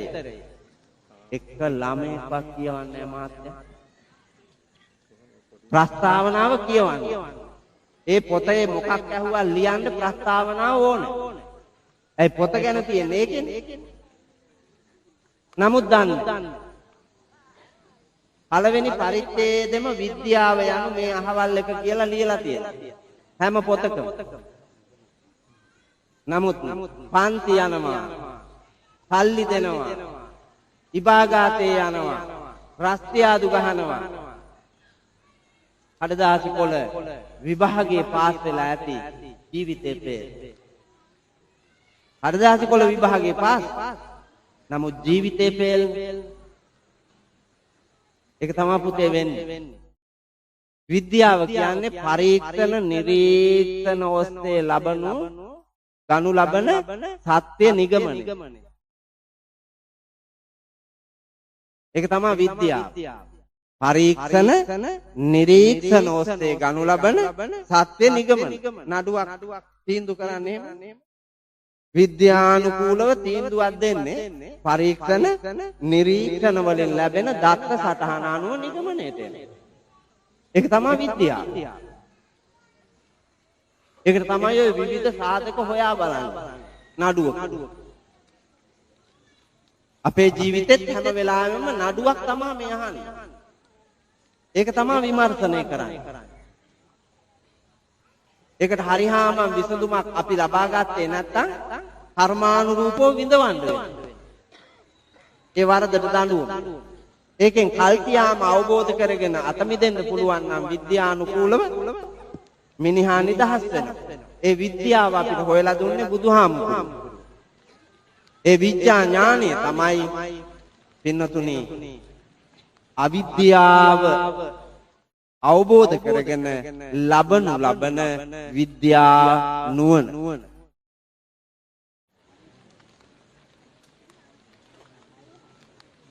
වැහපන් දෙයෝ කහපන් දෙඤ්ඤයි හානට මීගොම්බානක් දෙඤ්ඤයි දොරකඩ පොල් ගහ සින්නම දෙඤ්ඤයි වැහපන් දෙයෝ වැහපන්. අයි තනමල් විල මෙවුන් හේදෙන්න. ආබලන් හැන්දෑවෙත් වැස්සා පෙනි ධර්මශාලාවේ ගනින් මේ බණ නෑ ගත්තේ නෑ. දැන් හරෙන් එනකොට හිත ගැහෙනවා. හිත ගැහි හිත එහෙම දුවනකොට බණපද අයාලේ යනවා. ඒක දරන්න බැරි වෙනවා. කුතුහලයක් නැතුව සැකයක් නැතුව ජීවිතේ දකින්න නිදහසේ බණ අහන්න සැලසෙන්න ඕනේ. සෝබා දහමට එරෙහි වෙන්න අපිට බෑනේ. සෝබා දහමට නොවන අවනත ලෝවේ කිසිවක් නෑ. එදා සෙනෙහෙන් නොබැඳුනා නම් මෙදා වියෝවක් නෑ. නෑ දැන් සෙනෙහස තිබ්බේ එලි මහනේ කියන්න ඕනේ. ඒකට තිබ්බ සෙනෙහස හින්දා වහිනකොට මොකද වෙන්නේ? වියෝවක් එනවා. වියෝවක් දුකක් එනවා. වේදනාවක් එනවා. ඒක තමයි මේ උදා වෙන්නේ යන්නේ. එඳ කරන්න දෙයක් නෑ. වැස්ස වහිනකම් මං කියනවා තුනුරුවනේ අනන්ත ගුණ බලෙන් සෝබා දහම වියරු නොවැටුනොත් ඔබට බණ අහන්න පුළුවන්. එහෙම නැති වුණොත් සෝබා දහමට එකඟ වෙලා ගෙදර යන්න පුළුවන්. අවිද්‍යාව කියලා කියන්නේ පුතේ විද්‍යාව නැතිකම. විද්‍යාව නොදන්නා බව. විද්‍යාව කියලා කියන්නේ ප්‍රඥාවට. විද්‍යාව කියන්නේ ප්‍රඥාව. බුද්ධිමත් භාවය. අපිට නැත්තේ ඒක. බුද්ධිමත් භාවය නෑ. අවිද්‍යාව තියෙනවා. අවිද්‍යාව කියන්නේ මෝඩකම. අවිද්‍යාව කියන්නේ මෝඩකම. හරි දේ හරි විදිහට නොදන්නා කමට කියනවා මෝඩකම කියලා. ඒක මේ ඉන්න ඔක්කොටම එක ප්‍රමාණ වලින් තියෙනවා. එක ප්‍රමාණ වලින් තියෙනවා. දැන් සමහර විට හොරකම් නොකරන එක බේබදුකම් කරනවා. හොරකමුත් නොකරන බේබදුකමුත් නොකරන එක සල්ලාලකමේ යනවා. ඒ එකක්වත් නොකරන එක කත්තු මරනවා. ඒ එකක්වත්ම නොකරන එක බොරුවෙන් ලෝකේ රවට්ටනවා. මේ විදිහට පින්නතුනි නානාවිද දුස්තීන්ගේ එල්බගත්ත මිත්‍යා මත දරාගත්ත පැපයයි රැවටුණු ලෝකයා තුල බොරු මිත්‍යා දෘෂ්ටික වැරදි ගමනක අඥානවන්තයෙක් හැටියට සරනවා. එක වරදක් ඇති පුතා ගුණ 99ක් ඉදිරියේ මිනිහව විනාශ කරන්න. ගුණ 99ක් තිබ්බත් වැඩක් නැහැ නේ. අවුරුදු 100ක්ම ඉන්න මිනිහෙක් 99ක්ම පිරිසිදුව ඉඳලා අන්තිම මොහොතේ මිනි මරුමක් කරනවා. හිරේ යන්න එපා. මිනි මරුවෙක් හැටියට හිරේ යන්න එපා. අර අවුරුදු 99කම දන් දීපුවා සිල් රැකපුවා මත පිටලා අරක නිෂ්ප්‍රභාවෙයි නෑ. අරකට ලැබෙන්න ඕනේ දඬුවම ලැබෙන්න. ඒක මෙලොවත් ලැබෙනවා පරලොවත් ලැබෙනවා. ඒ හින්දායි ලෝකේ දකින්න ඕනේ. මං ඔයාලා ඔක්කොම මෝඩයි කියලා පෙන්නනවා කියලා කිව්වනේ. යන්න ඉස්සෙල්ලා. දැන් මං පෙන්නන්නයි හදන්නේ. ඔයාලා ඔක්කොම අවිද්‍යාවෙන් යුක්තයි, මෝඩකමෙන් යුක්තයි. බුදුහාමුදුරුවෝ ඒකට ක්‍රමයක් කියලා දුන්නා මෝඩයා තෝරන්න. දැන් මං තෝරනවා. ගොඩවල් 5කට දානවා 5න් එකක ඔබ ඉන්නවා. අපි මේ යන්න හදන්නේ බෞද්ධයෝ හැටියට අන්තිම අවසාන මුඛ්‍ය සත්‍ය ප්‍රාර්ථනාව මොකක්ද? බෞද්ධයන්ගේ මේ සංසාර ගමන නිමා කරලා ලබන අමා නිවන. ඒක නේද ප්‍රාර්ථනාව. ඒක තමයි බෞද්ධයාගේ නිත්‍ය ප්‍රාර්ථනාව. එතකොට නිවන් යන්න හදන ඔබ අඥානවන්ත නිසා නිවන යන්න නොලැබෙන වැඩ කරනවා. පැතුම නිවනට යෑම, නමුත් වැඩ අපායට යෑම. හම්බෙන්නේ නැහැ නිවන. මෝඩයාගේ ලක්ෂණයක් නේ. මොනවද ඒ නිවන් හම්බෙන්නේ නැති කරුණු 5? මොනවාද සුදු මාත්‍යා? නිවන් දකින්න නොදෙන කරුණු 5ක් තියෙනවනේ ඔයාලා පෙළපොතේ. අර අම්මලා ටික ගෙනල්ලා තියාගන්න මෙතන. කුලප්පුව හැදිලා මේ කිලා පන්ති යවන ඒ වල් ගෑනු ටික හොයාගන්න තියෙනවා නම් මට. ඔව් ප්‍රමාණය පෙන්වන්න ළමයිගේ.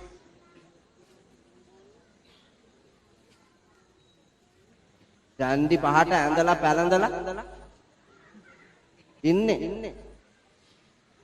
කියවන්නේ පොතක් පතක්. පාරේ ජීවිතේ තියෙන්නේ. පාරේ ජීවිතේ. මම පුතාලගේ වැරද්ද නෙමෙයි. මම ඒකයි කිව්වා මහ එවුන් හොයා ගන්න ඕන කියලා. උඹලට ගැහුවට වැඩක් නැහැ. උඹලා ඔතෙන්ට එනකන් අරන් ආවේ අර මහයෝ. උඹලා අන්ධකාර ලෝකයකනේ ඉපදෙනකොට අපි මොනවද දන්නේ? දන්නේ අපිට පෙන්නපු පාරේ අපි ගියා. අපිව ඇදගෙන ගියපු පාරේ අපි ගියා. ලොකු මහත් වෙනකොට අපිට පෙන්නපු ලෝකේ අපි අසරණයි. ඒක තමයි ඇත්ත කියලා අපි දන්නේ. එයින් එහා එකක් අපි දන්නවද? අපි දන්නේ. මේ දරුවන්ට ඒක කරලා තියෙනවා. ඒවා තමයි මයි පුතේ මං කියනකොට මයි පුතාලාට තේරෙයි. පංච නීවරණ ධර්ම. නීවරණ ධර්ම. නිවන වාරණය වන ධර්ම. නිවන ලබා නොදෙන ධර්ම. කාමච්ඡන්ද, ව්‍යාපාද, තීන මිද්ද, උද්ධච්ච කුච්ච, විචිකිච්ඡා. පෙළපොතේ නැද්ද? තියෙනවා. පෙළපොතේ තියෙනවා. නමුත් ඒක ධාරණය කරගෙන නැහැ. පොතේ තියෙන නීති තියෙන්නේ පොතේ නේද මම? නීති තියෙනවා පොතේ. නමුත් සමාජයේ මිනිස්සු දන්නවද? දන්නේ. අපිට මොකටද නීති? නීතිය නොදන්නවා යයි කීම නීතියෙන් ගැලවීමට කරුණක් නෙවෙයි. මං දැනන් හිටියේ නෑ මහත්තයා කියලා. කෑනියක දූෂණය කළා කියලා මං දැනගෙන හිටියේ නෑ නේ මේක. එතකොට එහෙනම් ඵලයන් පළවෙනි වතාවනේ. එහෙම එකක් තියෙනවද මහත්තයා පොතේ? එහෙම එකක් පොතේ නෑ. දණ්ඩ නීති සංග්‍රහයේ 363 ඉඳලා මෙහාට තියෙන වගන්ති වල 364 365 මේ වගේ තියෙන ස්ත්‍රී දූෂණයේ දඬුවම් ඒකේ කියලා තියෙනවා. මෙන්න මෙහෙමයි දඬුවම් දෙන්නේ කියලා. පුජ්‍යලික ආරක්ෂාවේ අයිතිය කියලා එකක් තියෙනවා. මං හිතන්නේ 89 ඉඳලා 99 වගන්තිය දක්වා මේ වගන්ති වල විස්තර කරලා තියෙන්නේ මිනිහෙකු පේරෙන්න නම් අනිකව මරුවට කමන්නේ. සෝකීය ජීවිතයත් අන් අයගේ ජීවිතත් තමන්ගේ දේපලත් අන් අයගේ දේපලත් ආරක්ෂා කිරීමෙහිලා ඒවා විනාශ කරන යමෙක් වේද ඔහුගේ මරණය දක්වා ක්‍රියා කරන්න ඔබට අයිතිය ඇත කියලා නීති පොතේ වගන්ති තියෙනවා. ඒවා මත තමයි ජීවත් වෙන්න ඕනේ ප්‍රඥාවන්තයෝ. ඒව නෑ. ඒව අපේ ලෝකේ නෑ. මේවා බුදුදහමේ තියෙන්නේ. බුදුදහමේ තියෙනවා සබ්බේත සම්ති දණ්ඩස්ස සබ්බේතං ජීවිතං පියං අත්තානං උපමං කත්තනහනේන ගාතේ. මේ ලෝකේ හැමෝම කැමති නිදහසේ ජීවත් වෙන්න. ප්‍රීතියෙන් ජීවත් වෙන්න. ඔබ යම්සේ කැමති නම් ඔබේ ජීවිතේ සතුටින් තියන්න හැම සතාම එහෙමයි කියලා හිතලා කිසිවෙකුට හිංසා කරන්න එපා. ඒක මදයි මහත්තයා නීති පොතම රකින්න. නීති පොතම රකින්න ඒක ඇති. නමුත් අපි පුතේ වැරදි ගමනක යන. ඔබට නිවන් හම්බෙන්නේ නැහැ. මොකක් හින්දාද? එක කාමච්ඡන්ද. නිවන් නොලැබෙන පළවෙනි ධර්මතාවයේ කාමච්ඡන්ද. දෙක තීන මිද්ද. දෙක ව්‍යාපාද. තුන තීන මිද්ද. හතර උද්ධච්ච කුච්ච. පහ විචිකිච්ඡා. කාමච්ඡන්ද එක නිවන් හම්බෙන්නේ. මොකද්ද කාමච්ඡන්ද කියන්නේ? ඡන්ද නම් දන්නවනේ. ඉස්සරහත් වෙනවා එක. ඡන්ද නම් දන්නවා. ඡන්ද කියන්නේ කැමැත්ත, මනාපය, එකඟතාවය. ඒකට කියනවා ඡන්දය. කාමය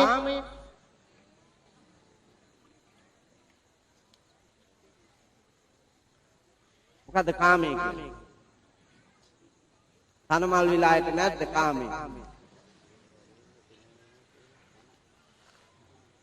දැන් මේක කියන්න අකමැති මහත්තයා කුණුහරුපයක් කියලා මිනිස්සුන්ගේ හිතේ කාමය කියලා කියන්නේ කුණුහරුපයක් කියලා.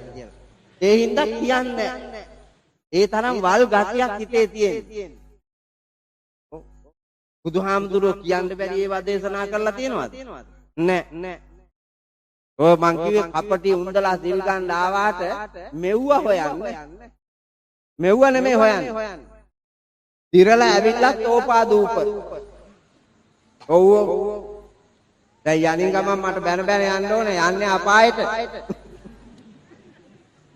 යන්නේ අපායට. මම මේ කියන්නේ ඇත්ත. කෙල්ල කාලේ හොඳට බලාපල්ලා. කොහෙද හිටියේ? කලක් ඈනි කාලේ කොහෙද හිටියේ? දිරච්ච නහරවැල් වේලිච්ච ස්නායු මැරිච්ච කන් ඇහෙන්නේ නැති වෙච්චි. ඉඳ ගන්න නැගිටින්න බැරි වෙච්චි. ජජ්ජරිතා හොන්ති දිරච්ච කරත්තයක් වාගේ වෙච්චි. අපට පුළුවන්ද නිවන් දකින්න වෙර වඩන්න? බෑ. සිහිය පිටවන්න බෑ. එහෙනම් හයිය තියෙන වෙලාවේ බුද්ධිය පසක් කළ හැකි වෙලාවේ කුංචි කාලේ ඉඳලා දරු පැටවුන්ට මිනිස්සුන්ට මග කියන්න ඕන.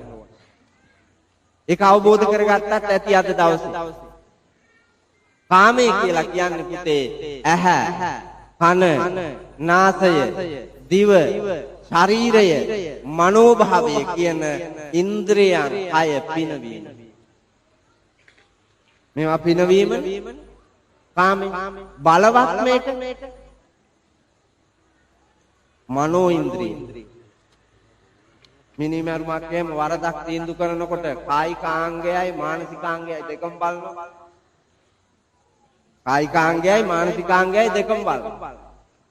මානසිකාංගයේ තිබිලා නැහැ කියලා තීන්දුව වුණොත් සත්භාවයෙන් නම් වරදක් නොවේ. එහෙම තියෙන්නේ සත්භාවය. ඕක බෞද්ධ දර්ශනේ එහෙමමයි. සත්භාවයෙන් නම් වරදක් නොවේ. කුණ්ඩලකේසි තමන්ගේ මිනිස්යාව පොරුන් හෙලන ගිරිකුලෙන් පල්ලෙහාට පෙරලලා මරලා දාන. හොරෙක් මරන්න ගෙනියද්දි ඒ මරන්න ගෙනියන හොරාව තමයි බේරගන්නේ. කුණ්ඩලකේසි සියදි විනාසා ගන්න හදලා තාත්තා ලව්වා කප්පමක් දීලා. ඒ කාලෙත් තිබ්බ මාත්‍යා. ඒ කාලෙත් තිබිලා මරන්න හොරාව ගෙනියන ආඬ ගහ වදමල් පලන් දාගෙන උඩුකය නිරුවත් ලස්සන කොල්ලා. ඒ ලස්සන කොල්ලව දැකලා කුණ්ඩලකේසි වසී වැටෙනවා. දෙමව්පිය උඩු මහලේ තියාගෙන හැදුවේ. අවුරුදු 16යි කෙල්ලට කුලප්පු වෙන වයස. කෙල්ල හරයේ හිටියා මං සියදි විනාසාගෙන මරනවා අර ගෙනියන මිනිහාව නිදහස් කරලා මට බැඳුවේ නැත්තම් කියලා. කන්නා තරම් එව්වා කිව්වා මේකිට එක්ක බෑම මරනවාමයි. එක කෙල්ලනේ දැන් වෙන දරුවොත් නෑ. ඒ ගමනේ තාත්තයි අම්මයි අතර වුණා අකමැත්තෙන් හරි මේකිට බඳලා දෙන්න ඕනෑ කියලා කුණ්ඩලකේසිගේ තාත්තා මහදන සිටුවරයෙක් පිටපැත්තෙන් මසුරන් දසදහසක් යවුවා වදකයන්ට අල්ලසක් හැටියට ගෙනියන එකාව වීදියෙන් පන්නලා ඒකාගේ ඇඳුම් ටික ගලවලා වීදියේ එකෙක් අල්ලලා අන්දාපිය. වීදියා හින්ද කෙවුන් ඉන්නවනේ. මණි බඩු කාර්යයට දන්නෙත් ඈ කඩල විකුණපු කොල්ලා දන්නෙත් නෑ. අල්ලාගෙන ඒකට අර රෙදි අන්දලා ඌට වදමල් පලන්දලා ඉතුරු ටික අරන් ගිහිල්ලා මරණ ගලෙන් හෙලලා මරන්න කිව්වා. ඒකල මසුරන් දසදහස යවුවා වීදියෙන් පැන්නුවා හොරාව එළියට. මට මතක් වෙන්නේ පුතා ලංකාව. මතක් වෙන්නෙම ලංකාව. මෙහෙම එව්වා කීයක් තියනවද? ඈ? තමන්ට එරෙහිව එනවා වාගේ පේන එකව මරලා දානවා. තමන්ගේ දරුවන්ට එරෙහිව එනවා වාගේ පේන එකව මරලා දානවා. තමන්ගේ පක්ෂයට එරෙහි වාගේ පේන එකව මරලා දානවා. ඔය පාතාලේ හැදුවේ දේශපාලඥ මහත්තයා. ඒක තමයි හැදුවේ මරන්න. බියවත් දන්න. ඇත්ත මම මූණ බලාගෙන කියන ඕනේ මේක. නෑ කියන්නකෝ බලන්න. අපි පුංචි කාලේ නොතිබ්බ පාතාලේ අපි ගැටවර වයසට එනකොට මේ ලංකාවේ හැදුවේ ඒකලාගේ රැකවරණේ යටතේ හිටියේ. ඒ තරම් පව් ලෝකයක් හදලා තියෙනවා. කාමයට තියෙන ඡන්දය, කාමයට තියෙන කැමැත්ත. මේක කුණුහරුපයක් නෙමෙයි. කුණ්ඩලකේසීගේ තාත්තා වංචාව කරලා මිනිහව කසාද බැඳුවා. මේක පල් හොරා. මගුල් ගෙදර දවසේ කුණ්ඩල කේසීට පලන්දලා තියෙන රන් රිදී මුතු මැණික් දැකලා මේක හිතනවා මේ කිව්ව මරලා මේ ටික ගත්තා නම් මට හොඳටම ඇති. බලන්න. අද ජීවිතේ පූජා කරන්න හදලා ගෙන්න ගත්තේ නිදහස් කරලා. හැදෙන්නේ නැති උන් ඉන්නවා මහත්තයා 10 ගමනක් ඉරේ යවන්නකො බලන්න. 10 ගමනක් ඉරේ ගිහිල්ලා ගෙනාවත් හැදෙන්නේ නැති උන් ඉන්නවා. ඒ තරම් පරජාතිය. ඒ කරුමක්කාරයෝ කුණ්ඩල කේසිගේ මිනිහට කරපු වැඩේම කරනවා මිසක් අය මේකේ කියන්න හොඳ නෑ. ඇත්තම කතාව. හාඳුරුනේ හාඳුරු හැටියට කියන්න හොඳ නෑ නේද එහෙම. දඬුවම් එපා කියලා කොහෙද තියෙන්නේ? ඈ? දඬුවම් ඕන තැනදී ඕනේ. දඬුවම් එපාම කියලා මේ ලෝකේ නැහැ. ඕනෑම ආගම දහමකට අනුව දඬුවම් අවශ්‍යයි. ඒ හේතුව පුතා හැමෝටම බුද්ධිය එක වගේ නැතිඳා සමහරු දඬුවමෙන් බුද්ධියේ පිහිටුවන්නත් සමහරු මේ සමාජ තලයෙන් ඉවත් කරලා දාන්නත් අනිත් සත්පුරුෂයන්ට ජීවත් වෙන්න නිදහසේ ඉවත් කරලා දාන්නත් දඬුවම ඕන. ඒක තමයි දඬුවම පාවිච්චි කරන්න හේතුව. ඒ නිසා කාමයේ කියලා කියන වචනයෙහි අරුත බලන්න කුණ්ඩල කේසීගේ කතාව හොඳටම වටිනවා. කුණ්ඩල කේසීව අවසානයේ මරන්න තීරණය කරනවා. කුණ්ඩල කේසීගේම මිනිහා අර වටික හොරකම් කරගන්න. උපායක් යොදලා කුණ්ඩල කේසීව අරන් යනවා හොරුන් මරණ ගලට. ඒකෙන් පල්ලෙහාට හෙලන්න. දන්නා දේවල් කියලා බේරෙන්න හැදුවා කුණ්ඩල කේසීට බේරෙන්න බෑ. අවසානයේ කුණ්ඩල කේසී තීරණය කරනවා මරන්න ගෙනාපු එක ජීවිත පරිත්‍යාගයෙන් බේරාගත්ත මං 80 කෝටියක් ධනය හිමි තාත්තාගේ දේපල මේකගේ නමට දෑවැද්දට ලියාපු මං රැකගත්ත පතිවෘතා සීලය මේකට ආදරය කරලා පූජා කෙරුවා මං ඒ එකක්වත් නොසලකා මාවද මරලා හොරා ගන්න හදන මේ කාලකන්ණියා තියන්න හොඳ නෑමයි.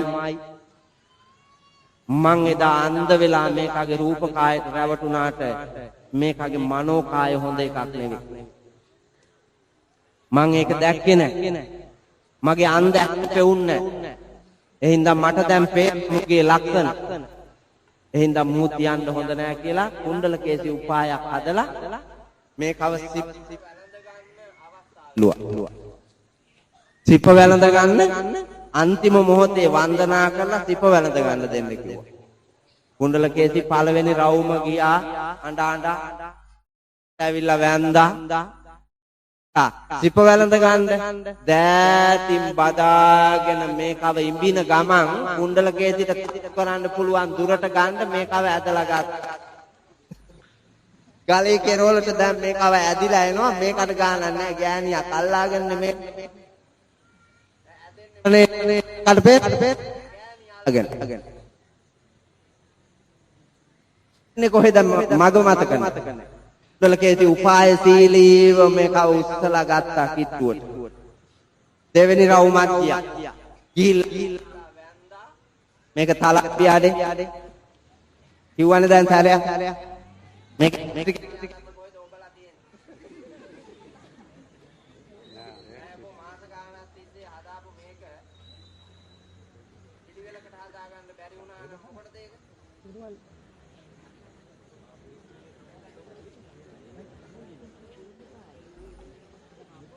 අත කන පැලෙන්න ගහන්න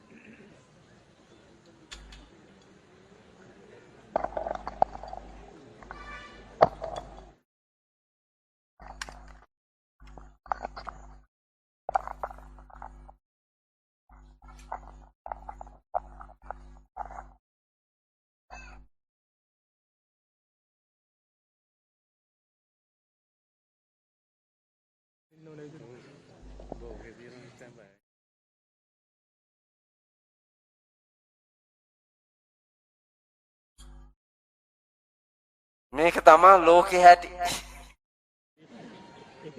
මේ ලෝකේ හැටි ඔහොමයි.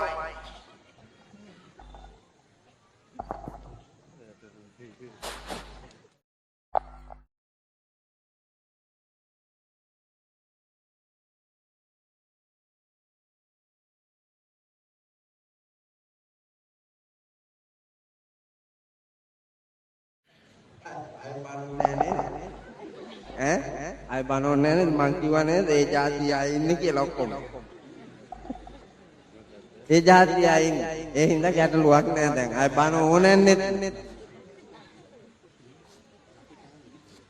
මොඩ හේතුව දුර බලන්න. සැලසුමක් හදාගන්න. පිළිවෙලක් හදාගන්න. Tamante අභිමානයක් තියාගෙන ඒ වැඩේ නිමා වෙනකන් ලස්සනට ඒ වැඩේ ගෙනියන්න දන්නේ. ඒවා මිනිස්සු හිතන්නේ නැතුව බාල විදියට කරන නොසලකා හැරීම. සත් හැංගීම් තිබ්බනම් ඒක වෙන්නේ. ඒක අපිට නෑ. කුණ්ඩල කේසිගේ මිනිහටත් තිබ්බේ ඕකම. මේ ශබ්ද විකාශන යන්ත්‍රයේ වැඩ කරන්නේ උත් තිබ්බ එකමයි කුණ්ඩල කේසිගේ මිනිහටත් තිබ්බේ. හීන්සරේ කුණ්ඩල කේසි දෙවෙනි පාරත් වන්දනා කරලා සිප වැළඳ ගන්නවත් එක්කම්ම ගලේ කෙරවලට මේකව ගත්තා. දැන් එකපාරින් තල්ලු කරන්න පුළුවන් දුර තියාගත්තා. තුන්වෙනි පාරත් ආවා. කුණ්ඩල කේසිට ඇත්තටම වේදන. ආදරේ මේ මිනිහා. මැරෙන්න හදලා බේරගත්තා. එහෙව් එකාම. නමුත් මේකට දැනුන්නේ නැහැ. මේ සමාජයේ ඉන්නවා මාත්‍ය හැම. ගෑණි කොච්චර ආදරේ තිබුණත් කාලකන්ණි බේබද්දු ගෑනුන්ට කලනවා. ගෑනු එක කරුමනේ කියලා විඳිනවා. සමහර ගෑනු කරුමේ කියලා විඳිනවා. අර කවදාලා යනවද? නෑ. මට මතකයි ගල්ක්‍රියාවම් පොලිසියේ ගෑනිට ගහලා දත් දෙක ගැලවිලා. දත් දෙකත් අරන් පොලිසියට ආවා.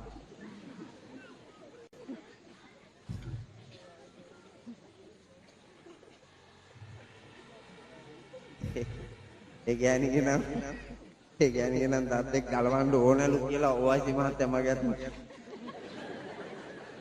කිව්වා. ඊටසේ නඩුව විභාග කරන්න ගිහිල්ලා ඔයසි මහත්තයා දැන් අඹුසැමියෝනේ දරුවෝ 3 දෙනෙකුත් තිබ්බා. සීරියස් කේස් එකක් නේ. මේක අනිවාර්යෙන් රිමාන්ඩ්. විකලාංග කිරීම චෝදනාව.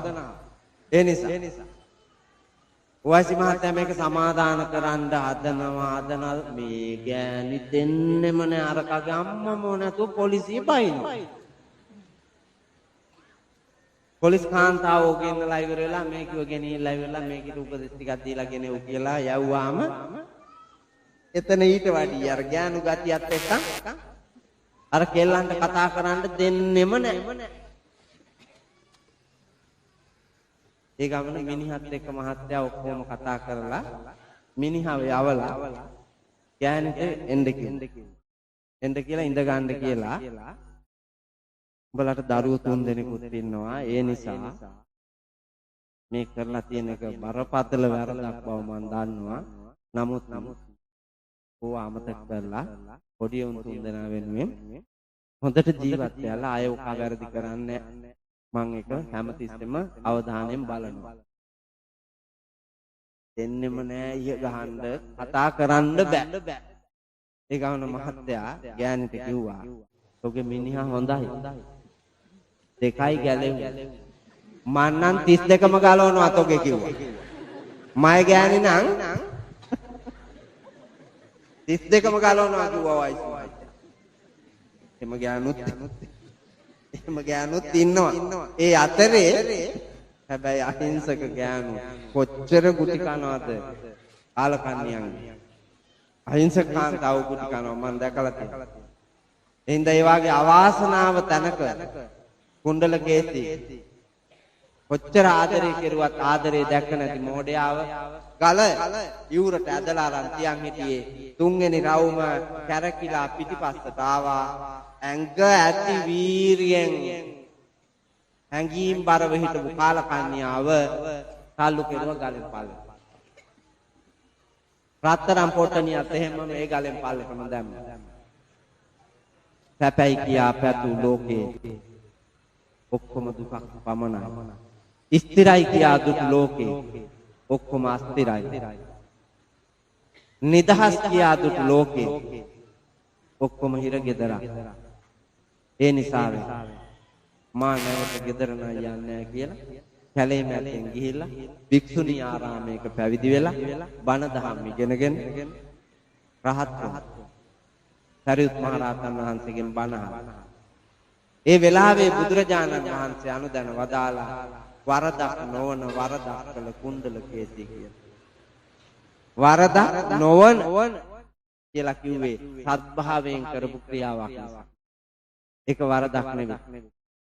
ඒ හින්දා පින්නතුනේ ජීවිතය කියන එක අපි මේ ගත කරනකොට ඇහැයි කනයි නාසයයි දිවයි ශරීරයයි මනෝභාවයයි පිනවන්න අයිතිය තියෙනවා. කොහෙද ඔබට අයිතිය දීලා තියෙන්නේ පිනවන්න කියලා? මේ ඉන්ද්‍රියම් පිනවන්න කියලා අයිතිය තියෙන්නේ කොහෙද?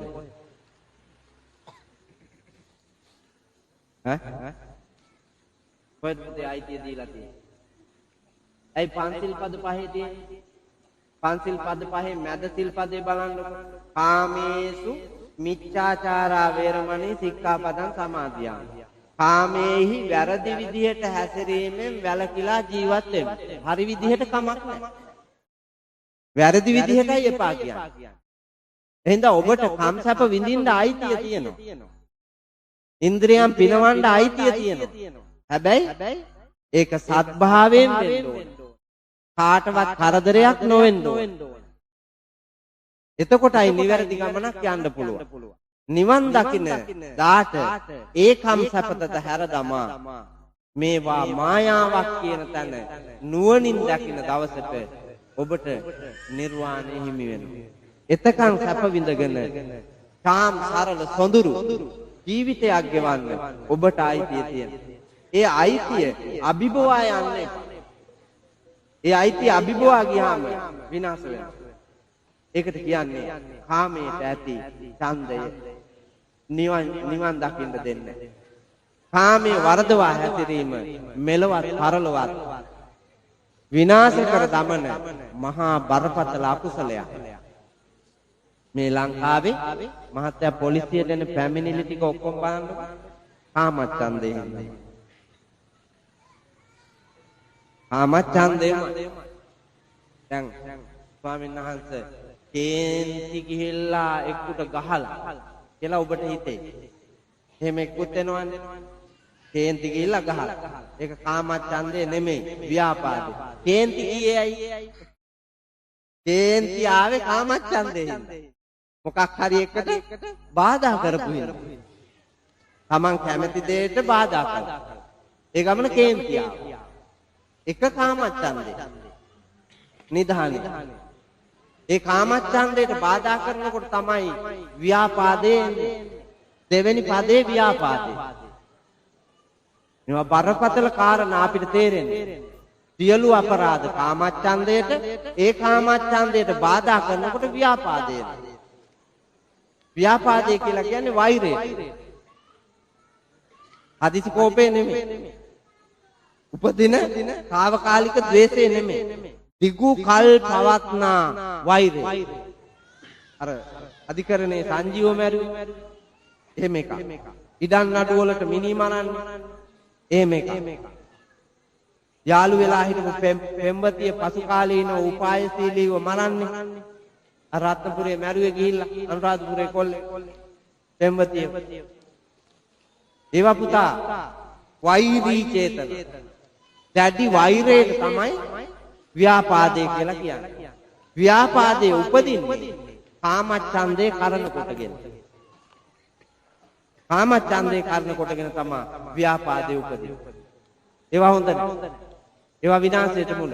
මතකද මහත්තයලාට මයංගනේට එහයින් OIC මහත්තයෙකුට පහුගිය කාලේ ගැහුවා. කොල්ලෙක්. යුද හමුදාවේ කොල්ලෙක් ගැහුවා. ගහලා ඔළුවර කුඩු කෙරුවා. දැන් මං හිතන්නේ කාලයක් දැඩි සත්කාරේ ඉඳලා හොඳ වෙලා ඉන්නේ. දේවෙටත් වාර්තා කෙරුවද කොහෙද? ඒ වුණාට මන්ද මානසික ගතියක් තියෙනවා. තවම රෝගාතුරා. ආපහු ප්‍රകൃතියට එන්න බෑ. ආවා කියන්නකො ප්‍රകൃතියට. මේ මිනිහට ජීවිතයක් තියෙනවද බලන්න. කරමත්තට දරුවෝ ඉන්න අවුරුදු 53ක මිනිහා අවුරුදු 27ක් වයස යුද හමුදාවේ කොල්ලාගේ ගෑණි අස්සට රින් ගන්න ගිහිල්ලා කාමයට තියෙන ඡන්දේ නෙමේ Tamanට ගෑණියක් ඉඳිද්දි මේ මිනිහා පැහිලා වයස අවුරුදු 53යි. පෙන්ෂන් යන්නත් තව ටිකයි. පොලිස් ස්ථානාධිපති පොලිස් ඒරියා එක මහා ගෞරවනීය තේජාන්විත නිල ලාංඡනය රාජකීය පුටුවක් හිමි. මේ සියල්ලම අර කෙහෙල් මල් ගොර කණ්ඩක් ඉඳන් මේකට අමතක වුණා කිව්වහම කොහෙදෝ තිබ්බ එකක් ආමුදුරුකම අමතක වෙලා හාමුදුරුවරු සිවුරු ඇරලා යන්නේ. දාන දෙන්න ආපු එකීවත් අරගෙන හාමුදුරුවෝ යනවා යන්න. ලෝකයක් වැඳපු මිනිහා. ලෝකයක්ම දන ගහලා වැඳපු මිනිහා. දුක් විඳලා කන්න ගෙනල්ලා දීපු මිනිස්සු ඉදිරියේ අර කොහෙද පන්රැල් පතක් ලෝකේ වවුලු කාපු කජු කුහුලමක් වැටිලා තිබ්බා. වවුලු කාලා කජු කුහුලම ඒක ඔක්කොම උරා බීලා අපේ තිබ්බේ. ඒ හපේ අරන් මේක අගියානේ බොලන් යන්නේ. සිවුර තියන ඒ වගේ ගොන් જાතියක් ඉන්නවා පුතා මේ සමාජයේ අය ගිහිද පැවිදිද කියලා ભેදයක් නැහැ. කාමයට වසඟ වෙච්ච ගමන් ඉන්න තැන පේන්නේ. වටිනාකම පේන්නේ. අන්ධ වෙලා යනවා. ඒ කාම ලෝකේ හැටි. ඔයයිසිටත් ඒකමයි. කොල්ලා උපායශීලීව ගෙදරට ඇවිල්ලා මෝල් ගහෙන් ගහලා තිබ්බා. ඒ ගහපු දාට පහුවදා මම මොනරාගලෙන් ආවා. මට ඊළම්පස් හදලා තිබුණේ අතරමඟ පොලිසියෙක්. ඒ ඕයිසි මහත්තයා ඕකේ විභාග කටයුතු වලට ගිහිල්ලා. පමා වෙලා තමයි චුට්ටක් ආවේ. ඇති දාගෙන ආව මිනිස්සයා මං ආවා කියලා. ඒ ගහන මං ආව මොකෝ මහත්තයා අක්කර දෙකමාරක් බිම් පෙරළුවා වාගේ. ඇති ඒක කොහොමද ආම්දුරුනේ මේ තිගේම දුවලා පරි ගිහලා තියෙන මේ ගොනෙක් කරපු වැඩක් ඉඳලා කියලා.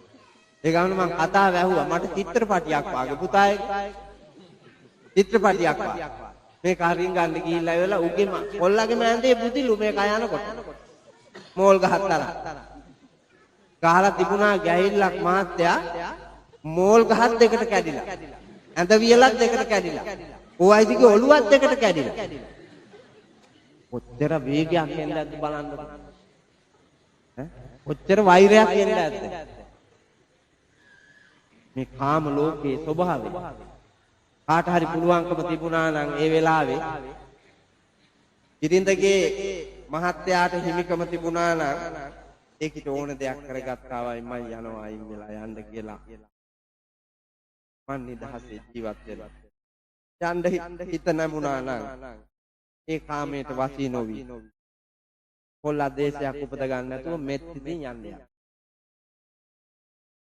ඕයිසිට ඔළුවක් තිබුණා නම් ලොකු මහත් වෙච්ච දරුවෝ ඉන්න බිරිඳක් ඉන්න මං රාජ්‍ය සේවයේ උත්තම නිලයක් ඔබවන මං මේ නිල ඇඳුමට මේ රාජ්‍ය සේවයට මාගේ උත්තරීතර පියකමට උත්තරීතර ස්වාමීත්වයට නිගා කරලා මගේ දෙමව්පියන්ට කුල පරපුරට නිගා කරලා මනුස්සකමට නිගා කරලා මා මේ කරන්න හදන වැඩේ උචිත නෙමෙයි.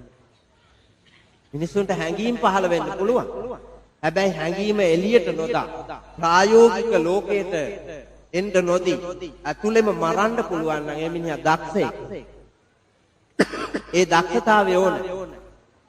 සිතුවිලි උපදිනවා 100,000 ගාණක්. ඒ උපදින සිතුවිලි අභ්‍යන්තරයේම මරලා දාලා ඒක හොඳ නෑ, ඒක හොඳ නෑ, ඒක හොඳ නෑ කියන තැන පිහිටියාන. ලැජ්ජා බය උපදවාගෙන ඒක ප්‍රතික්ෂේප කළා නම් මිනිහා වරදේ වැටෙන්නේ නැහැ. ඔය පන්සිල් පද පහම කඩන්නේ පුතේ. කාමයේ තියෙන ඡන්දේ හින්දා. අපිට මේවා අවබෝධ වෙලා නැති හින්දා අපි නානා පඬිත වාක්‍ය හොය හොයා ආරණ්‍ය සේනාසන ගානේ දුවනවා, අසපු ගානේ දුවනවා. මේ පන්සලට වඩා එහා පන්සල හොඳයි කියලා දුවනවා, ඒ පන්සලට වඩා අනිත් එක හොඳයි කියලා දුවනවා. නන්නත්තරේ බලන්නකො ලංකා සමාජයේ බෞද්ධ එක තැනක ඉඳගෙන අවබෝධයෙන් යුක්තව අඩුපහඩුකම් තියෙන ඒවා දුරලාගෙන පින්වත් ගමනක් යන්න වෙහෙසෙන්නේ නැහැ. මාරු කර. ඇඳුම මාරු කරාට වැඩක් නැහැ. වල්කම මාරු කරගන්න එපා. පාපේ මාරු කරන්න ඕන.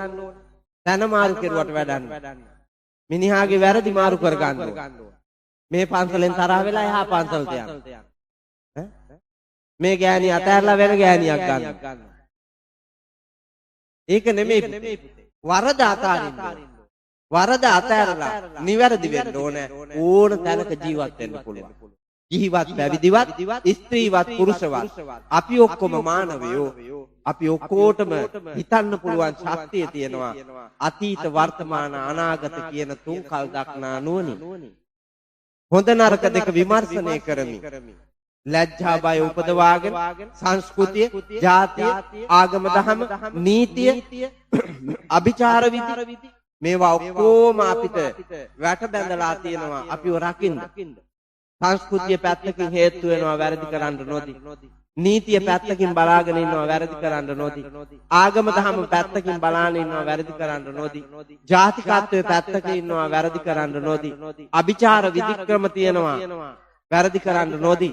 මේ සියලු දේ මැදේ ජීවත් වෙන අපි ඒ සියල්ලේ රැකවරණයේ මැද පිරිපුම් මිනිහෙක් වෙන්න පින්නතුනි නිදහසේ සැප විඳගෙන ජීවත් වෙනවා මිස තවත් කෙනෙකුට බාධා කරලා සැප විඳින්න යෑම කාමච්ඡන්දය.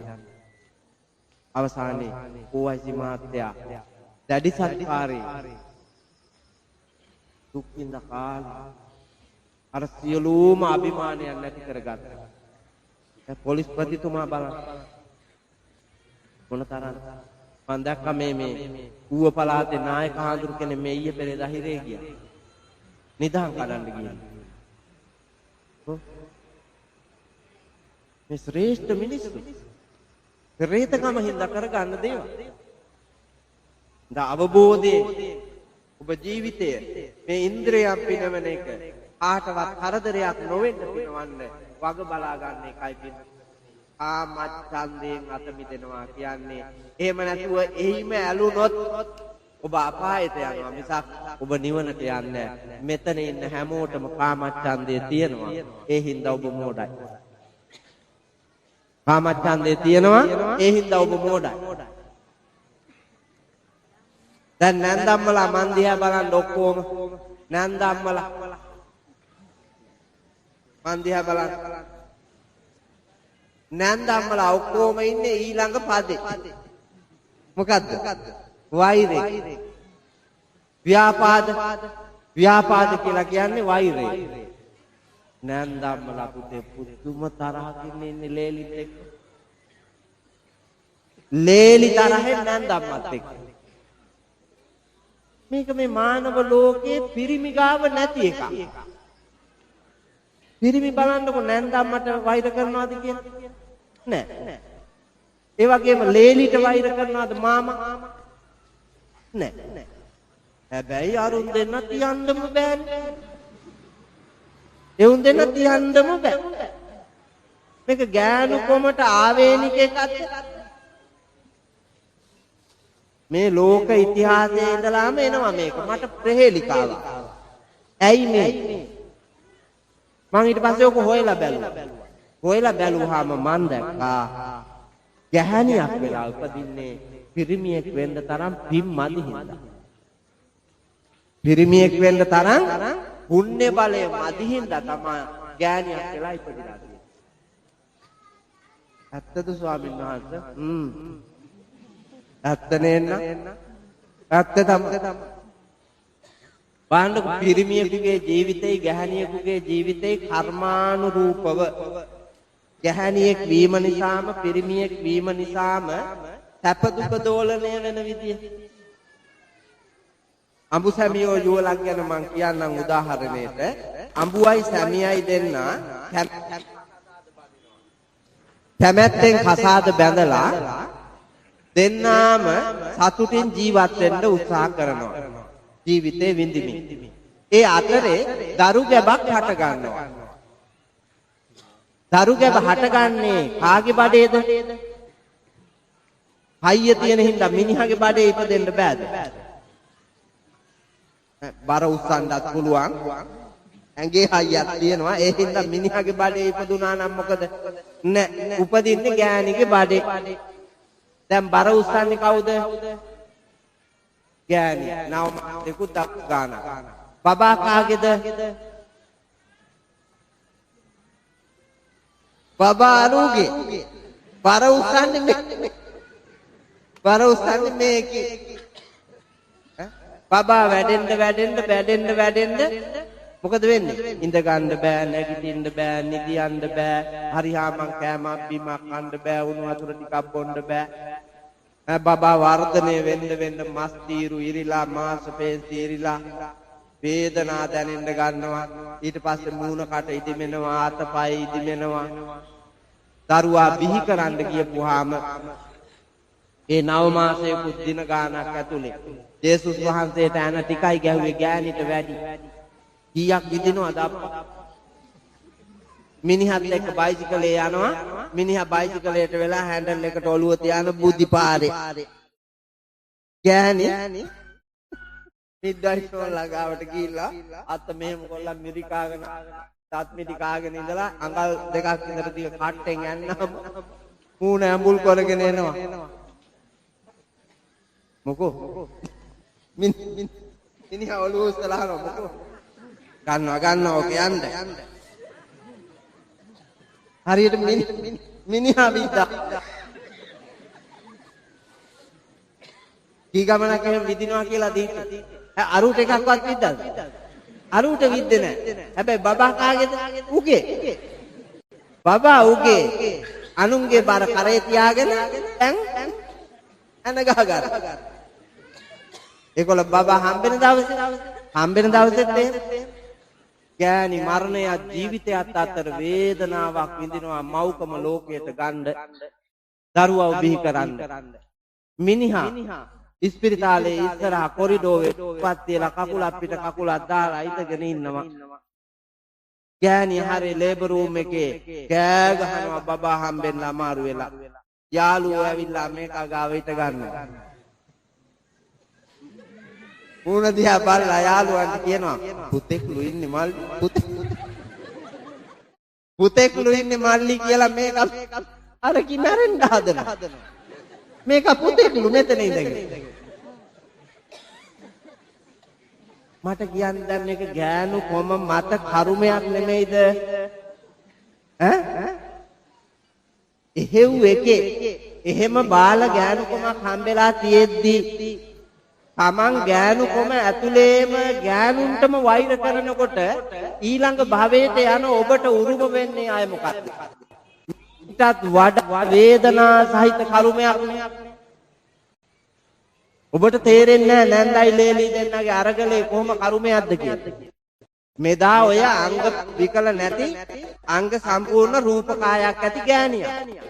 ඊළඟ භවයේ ඔබ ඒ කාන්තේම මනුලොව ඉපදුනොත් විකලාංගයි. අංග විකලයි. එහෙම නැති වුණොත් උපදින්නේ තිරිසන් ලෝකයක කොටියෙක්, ව්‍යාග්‍රයෙක්, දිවියෙක්, නාගයෙක්, පොළඟෙක් මේ වගේ නපුරු දුෂ්ට තැනක. ඒක තමයි ඇත්ත. එහෙනම් වෛර කරන්නේ නැතුව කම්සප මනාව විඳගෙන මෛත්‍රියෙන් කටයුතු කරන්න මහන්සි ගන්න. නාකි වෙලා බෝගහගා ඉඳගෙන මෛත්‍රී වඩනවා.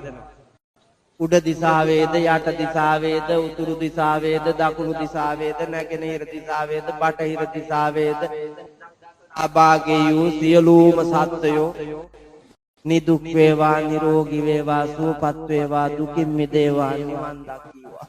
අස් දෙක පියාගෙන ඇට ගයිනවා ලොක්කියෝ. බෝගස් ගාව ඉඳගෙන දැකලා නැද්ද? අඬ පුළුවන් තරම් කාලා මිනිසුන්ගේ කාමකාමී ලෝකය නාකි වුණාම ඇට ගයිනවා. මෛත්‍රිය වඩනවා. හයිය තියෙන වෙලාවෙනේ මෛත්‍රිය වඩන්න ඕන. නපුරු දුෂ්ටකම් නොකර.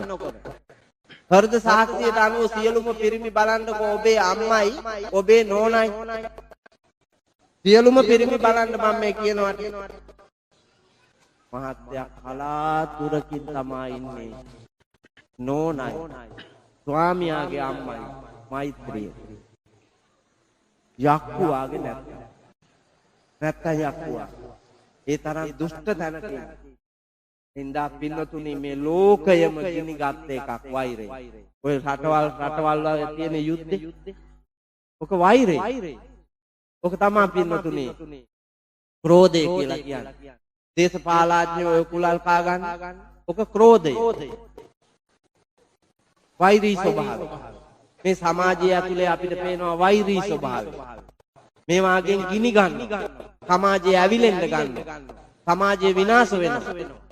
ඒක සාමකාමී තැනක තියන්න මෙත්තිත් උපදවා ගන්න තුනුරුවනේ ආශිර්වාදය ලබන්න මහන්සි ගන්න.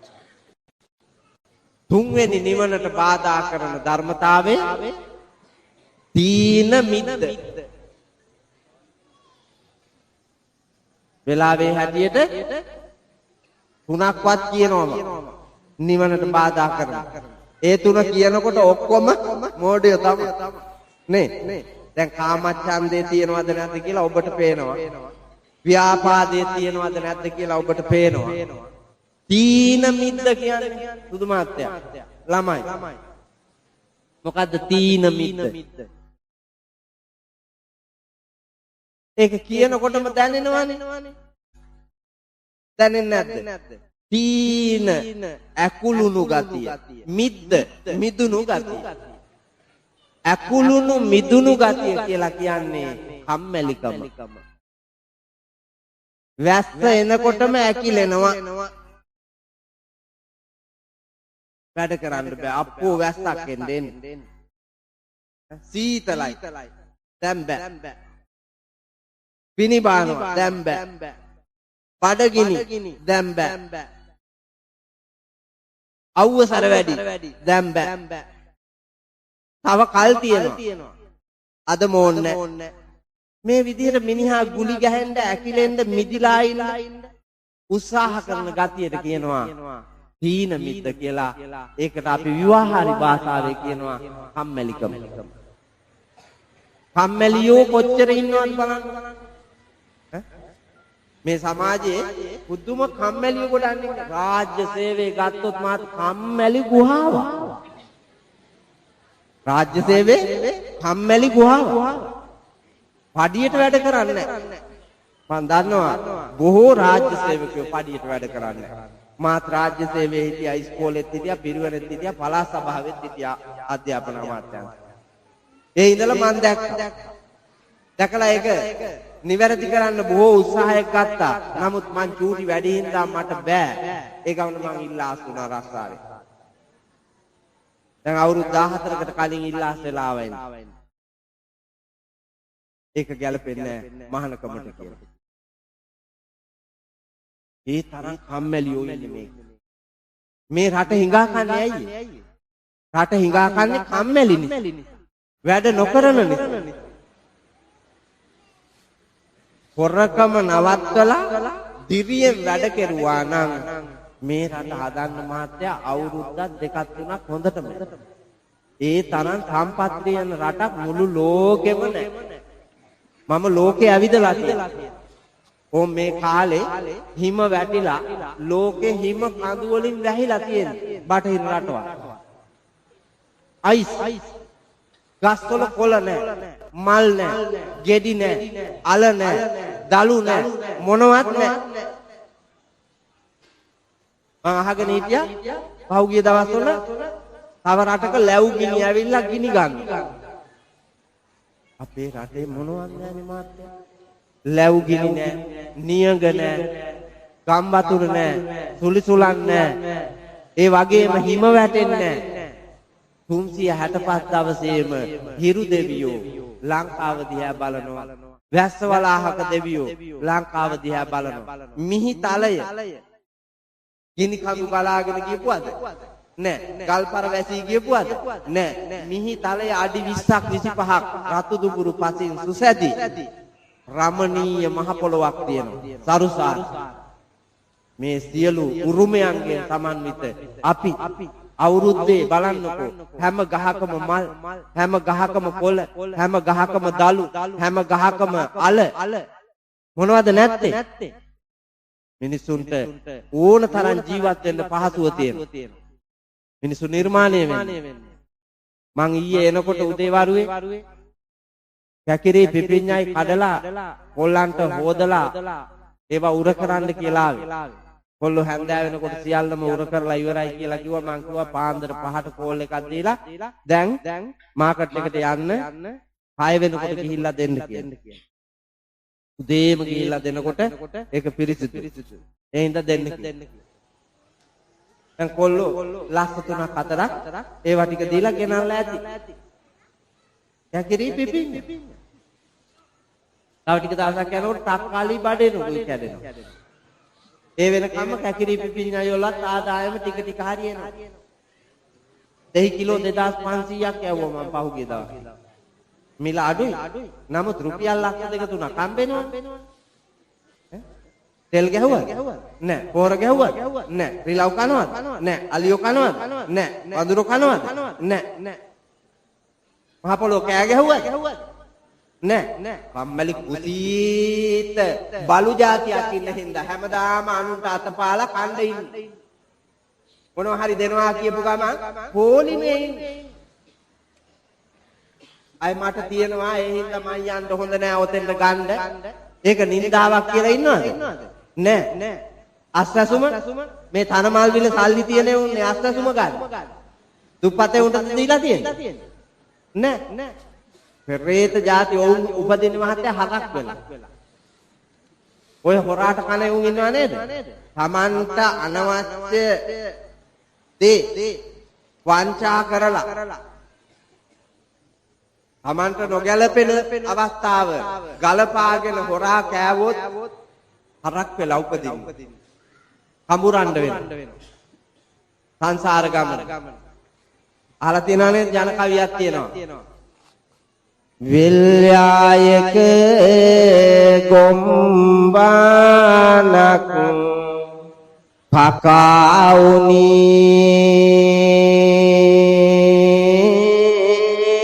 නෙක කොනෙක් වල්ගය නැතුව වැනි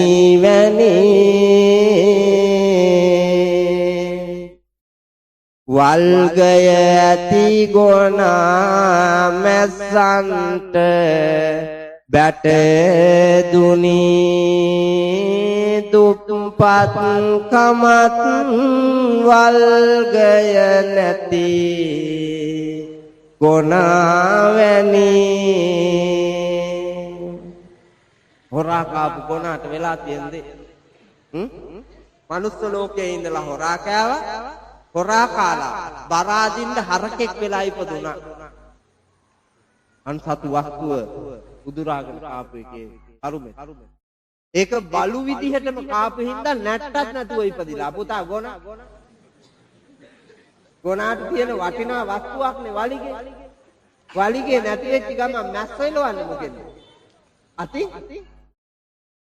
අතින් එලවන්න බෑ. පයෙන් එලවන්න බෑ. ඉසෙන් එලවන්න බෑ. ගොනාගේ මැස්සෝ ගොනා හිමිකාරයා එලවෙලෝ පස්සේ යයිද? නෑ. ඒකට තමයි වලිගේ පිහිටියේ. මේකගේ කරුමේ පළු විදියට හොරා කාලා දේශපාලඥයෝ ටික නම් උපදින්නේම අර දශක කීපයක් මේ අතීතයේ හිටපු දේශපාලඥයෝ බහුතරයක් උපදින්න පුතා නැති හරක් වල. ඒ තරම් ඒ හොරා කාලා. ගොම්බානක් ඉන්නේ වෙලේ. ගොම්බානේ එකුගේ නැට්ට තියෙනවා අනිකගේ නැට්ට නැහැ.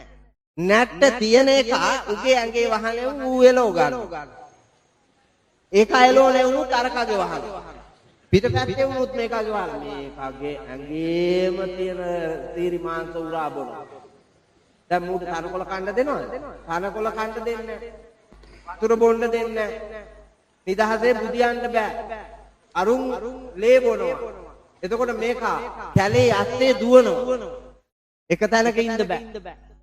දුවලා ගස් අස්සෙන් රිංගනවා, අකුල් අස්සෙන් රිංගනවා.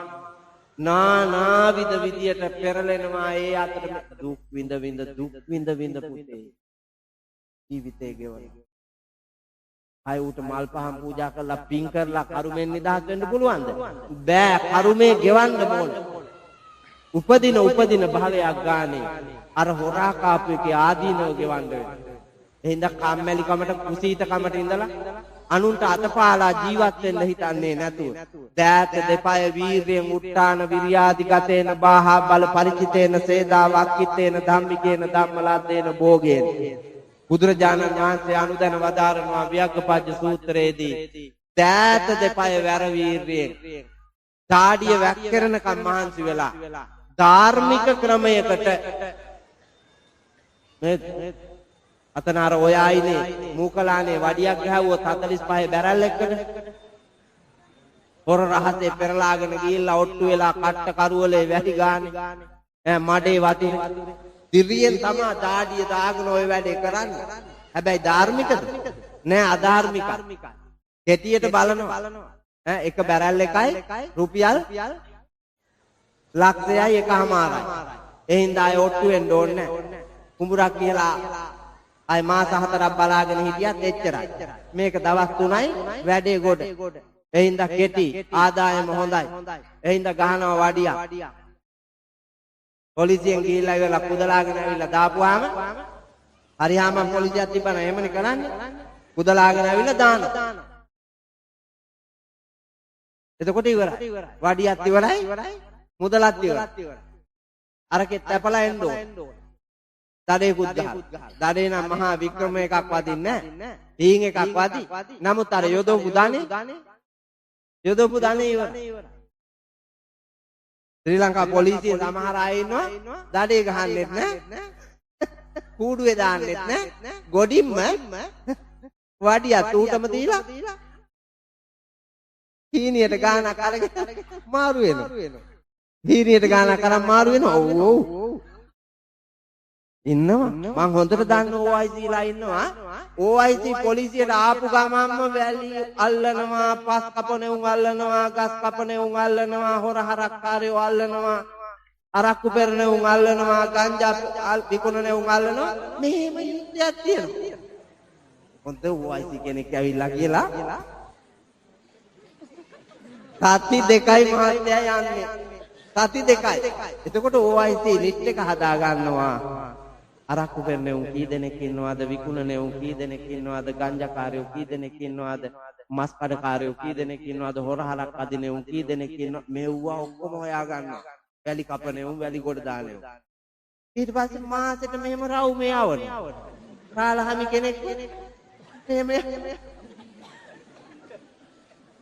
ඕ මාත්‍ය මේ දන්න සත්‍ය මේ කියන්නේ මේ රටේ අපරාධ වවාපු අය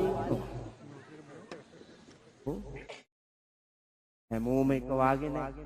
හැම හාමුදුරුවෝම එක වාගේ නැහැ. හැම රාජ්‍ය නිලධාරියම එක වාගේ නැහැ. හැම දේශපාලඥයම එක වාගේ නැහැ. කුපාඩිකමේ ගියාට හැම මිනිහම කුපාඩිකමේ යන්නේ නැහැ. කුපාඩිකමේ ගියාට හැම ගෑණිම කුපාඩිකමේ යනවද? නැහැ. මේ අතර ඉන්නවනේ පුතේ සමහරු ආන් එවුන් මේක විනාශ කරනවා. මේක හැදෙන්න දෙන්නේ නැහැ. කම්මැලි කමට කුසීත කමට ඉඳගෙන වැඩිපුර ධනෙ හොයන්න හදනවා. ලද දෙයින් සතුටු වෙන්නේ නැහැ. හම්බ කරන්න මහන්සි වෙන්නේ. ධාර්මිකව කොච්චර හම්බ කරත් කමක් නැහැ. සහනම් කරලා තියනවද? කොහෙවත් තහනමක් නැහැ. ධාර්මිකව පුළුවන් තරම් හම්බ කරන්න. හම්බ කරලා මොකද කරන්න ඕන? බුදුහාමුදුරුවෝ අනුදැන වදාරනවා වියදම් කරන්න. හම්බ කරලා වියදම් කරන්න. මොනවට? සත්භාවයෙන් ලෝකය නිර්මාණය කරන්න. සත්භාවයෙන් අපාය දුරලන්න. සත්භාවයෙන් අනිත් අයට පින් කුසල් වඩන්න, පාර හදන්න අපි වියදම් කරන්න. මරණයෙන් සමුගෙන යන දාට කිසිවක් රැගෙන යා නොහැකි නිසා සියල්ල හැරදමා යන්න වෙන නිසා අපි සරල වෙන ධර්මයට සහැල්ලුවෙන් මැරෙන්න පුළුවන්. එහෙම නැති වුණොත් තෝදෙය මහසිතානෝ වාගේ බල්ලෝ බලල්ලු වෙලා උපදිනවා අපි. බල්ලෝ බලල්ලු වෙලා උපදිනවා අර ආසාව තණ්හාව හින්දා. එකෙන් අත මිදෙන්න ජීවිතේ වෙර වඩන්න අවබෝධය ඇති. තුන්වෙනි කාරණේ උද්දච්ච කුච්ච. උඩඟු කොම විනාශයට මුල. බලය නිසා උඩඟු වෙනවා. ධනය නිසා උඩඟු වෙනවා. රූප ස්වභාවය නිසා උඩඟු වෙනවා. රැකියාව නිසා උඩඟු වෙනවා. ලබාගත් අධ්‍යාපනය නිසා උඩඟු වෙනවා. පරම්පරාව නිසා උඩඟු භාවයටපත් වෙනවා. මේ විදිහට පුතා විවිධ කෝණ වලින් මිනිහෙක් උද්දච්ච වෙලා කරන්න ඕනෑ දේ තියෙද්දි ඒක කරන්නේ නැහැ. අතිමානයක් හදාගෙන වන්දනට කරන්නේ නැහැ කියන්නකෝ. මම පැවිදි වෙච්ච කාලේ මට වැන්දේ නැහැ සමහර අය. මං පුංචි කාලේ ඉඳලා කුඩියට ගිහින් තියෙනවා. අපි යාචක පවුලකනේ. ඒ සමාජයේ මිනිස්සුන්ගේ වැඩට ගිහිල්ලා තිබුණා. මම මහණ වුණේ ගමේම. මහණ වුණේ තරුණ කාලේ අවුරුදු 23යි. හාමුදුරුවරුත් එක්ක දානෙට යද්දී අනිත් ස්වාමීන් වහන්සේලාගේ පා හොදලා වන්දනා කරලා ගෙට ගන්න. මම යනකොට වතුර එක කාණුවට හල්ලා නැගිටලා යනවා. ඔව්. එම උද්දච්ච මිනිස්සු හිටියේ. ඒ ගමන මේ හාමුදුරුවෝ දවසක් මට කිව්වා මම පුතේ ඕවා ගණන් ගන්න එපා. කවදා හරි ඔය කෙනෙහිලි කම් කරනයෝ හොයාගෙන ඇවිල්ලා වඳිනකම් උයාගෙන ඇවිල්ලා දන් දෙනකම් උස්සගෙන ගිහිල්ලා පුද පූජා පවත්වනකම් හොඳට ඉගෙන ගනින් සිවුර දැලි ගා ගන්න එපා කිව්වා. හාමුදුරුවෝ අද හිටියානම් සතුටු වෙයි. මං ඒක හාමුදුරුවන්ට ඒ විදිහටම කරලා පෙන්නනවා. යම් තැනක ඉඳගෙන බලාගෙන ඉන්නවා නම් මං ජීවිතේ දිනලා තියෙනවා. වාසනාවන්ත විදියට ඒක මං හදාගත්තා. එහෙනම් පින්නතුනි මේ ලෝකයේ විදිහේ මහා උද්දච්ච එකක් අහංකාර එකක් දේශපාලඥයන්ගේ ගෑනු බලන්න සුන්දර වෙන්න එපා. මේ කියලා අක්කර ගණන් විකුණලා මිනිහා කූතාණ්ඩියාගේ රිලවවා ගෑණි මත ඉන්නේ එක දේශපාලඥයා වුණාට ගෑණිගේ වහලෙක්. ඒවට දැන් වන්දි ගෙවන්න එපා. ගෑණිගේ වහලෙක් හැටියට නැති බලයක් ගෑණිට දීලා ඒකෙන් ඉදිමිච්ච ගෑණි රාජ්‍ය දේපොළ විකුණලා රාජ්‍ය දේපොළ හොරා කාලා දැන් ඒවා අහුවෙලා වන්දි ගෙවනකොට කවුද ගෙවන්නේ? එම මාන්නාධික වෙනවා. හින්දා තමන්ගේ ජීවිතේ සැහැල්ලුවෙන් ඉහළට යන්න ගෞරවනීය විදියට නිහතමානීව ජීවිතේ තියාගන්න පුළුවන් නම් කොච්චර වටිනවද? අපේ හාමුදුරුවෝරුත් ඉන්නවා පුතා. සිවුර දාගත්තාම මහා මාන්නයක් පෙන්නන හිතුවක්කාරයිනේ. ඉස්පිරිතාලේ ලෙඩ්ඩු බලන වෙලාවෙ නෙමෙයි ඕන වෙලාවක රින්ගනවා ගිහින්. මේකේ බලේ පාවිච්චි කරනවා. බුදුහාමුදුරුවෝ ආචාරශීලීත්වයම පෙන්වන්න දීපු එකක් නෙමේක. මේකේ අනිසි බලයක් පෙන්වන්න නෑ. රාජ්‍ය විරෝධී වැඩ ඕන තරම් කරනවා. ඒක දිහා බලාගෙන හාමුදුරුවෝ ආශ්‍රය කරන්නේ වුණොත් හාමුදුරුවන්ගේ බලය අරන් වැරදි කරනවා. මේ විදිහ අහංකාරකම් වලට නිල ඇඳුම පාවිච්චි කරන්න හොඳ නැහැ. පූජනීය ඇඳුම පාවිච්චි කරන්න හොඳ නැහැ. පූජනීය බලය, ගෞරවය ලෝකයෙන් ලැබෙන එක අනිසි විදිහට පාවිච්චි කරන්න හොඳ නැහැ. නිල නාමයෙන් හම්බෙන අභිමානය අනිසි විදිහට පාවිච්චි කරන්න හොඳ නැහැ. ඒ හින්දා පින්නතුනේ ජීවිතය කියන එක සහැල්ලුවෙන් නිහතමානීව තියෙන තරමටම ඒක ඵලදායි ප්‍රයෝජනවත් ලෝකේ වන්දනා කරන එකක් වෙනවා. ඒ නිසා ඔබ ඔබේ ගෙදරදී පරිසරයේදී ඔබේ ආයතනයේදී මේ සමාජය ඇතුලේ හොඳුරු නිහතමානී බිම්වත් මිනිහෙක් වෙන්න මහන්සි ගන්න. අවසාන කාරණාව විචිකිච්ඡා. විචිකිච්ඡා කියලා කිව්වේ සැකය. සැකය හොඳයි. මොනවටද? මහත්තයලා ඔක්කොම අත්අඩංගුවට ගන්න සැකකරුවෝනේ. නේද? සැකකරු මිනිහා උසාවියේ වැරදිකරු හරියට තීන්දුව වෙනකම්ම සැකකරුවෝනේ. ඒක තමයි ස්වභාවය. සැකකරුවෝ. හැබැයි සැකය මත තමා සැකකරු ගෙනත් තියෙන්නේ. සැක හැර දැනගත්තාට පස්සේ ආයෙ සැක කරන්න ඕනද? ඕනේ නැහැ. නිදොස්ද දොස්ද කියන එක තීන්දුව කළාට පස්සේ දොස් දිහා නිදොස් විදිහට බලන්න ඕනන්නේ නැහැ. නිදොස් එක දොස් හැටියට බලන්නත් ඕනේ නැහැ. සත්‍ය අවබෝධ කරගෙන සත්‍ය දෙස සැකෙන් නොබලා සිටීම තමයි පුතා මෙතන ගොඩනගාගත යුතු කරුණ. අපි සත්‍ය දිහා සැකෙන් බැලුවොත් නිවන් හිමි වෙන්නේ නැහැ. සත්‍ය දිහා සැකෙන් බැලුවොත් සැප විඳින්න බෑ. සත්‍ය දෙස සැකෙන් බලලා ජීවිතේ ජය ගන්න බැරි පරාජිත මිනිහෙක් වෙනවා. අපේ තියෙනවා මේ ජීවත් වෙන ඔබේ ගෑනිට මිනිහා ගැන සැකයි, මිනිහාට ගෑණී ගැන සැකයි. වැරදි අතෑරියත් සැකයි. අනිදොස් උනා කියලා අතාරීද? නෑ ඊට පස්සේ මට මතකයි ලංකාවේ නඩු තීන්දුවක් ලැබුණා මහත්තයා කෙස් ගහකට රණ්ඩු වෙලා තියෙන මිනිහාගේ ෂර්ට් එකේ තිබිලා. දික්කසාද වුණා. මිනිහාගේ ෂර්ට් එකේ කෙස් ගහක් තිබිලා වැඩ ඇරිලා එනකොට ෂර්ට් එක ගලවලා ගෑණි අතට දුන්නා. ගෑණි ගිහිල්ලා ෂර්ට් එක එල්ලනකොට ටිකයිසකයා ගහ කරකේ අර කෙල්ලන් ඇවිල්ලා මේක කාගේද? මේක කාගේද? කොහෙද රිංගුවේ? මන් දන්නේ අයිසේ මම බස් එකේනේ ආවේ ඔය මොකියෙක්ගේ හරි කෙස් ගහක් ඇවිල්ලා වැටෙන්නවත් ඇති. අය මන් දන්නවා. පිළිගන්නෙම නෑ රිංගුවා කියලාමයිනේ කියන්නේ. අත්ත දිගාලක් කන පුරෝ දීපු ගමන ගියා යන්න ගෙදර රෙදි ටිකක් අකුල්ලාගෙන. ඒකොල්ල අරුට විරුද්ධව නඩු දැම්මා. ඔය ගෑණියක් තරහ වෙලා ගියපු ගමන් ඒකිගේ අම්මා ඉන්නව නේද මහේකි. ඒකි වැලේ ගෙඩිය වැලට බර නැහැ. ආපුද කෝක. මේක සාමකාමී කරලා වරද කාගේද කියලා බලලා අරුන් දෙන්නාගේ ජීවිතේ හදන්න දෙන්නේ නැහැ. ගොඩනගන්න හදන්නේ. වැලේ ගෙඩිය වැලට බර නැහැ. තෝ හිටපි ආපුද කෝක. මේකි වල් කොමේ ගිහිල්ලා අරකා ගැහුවා.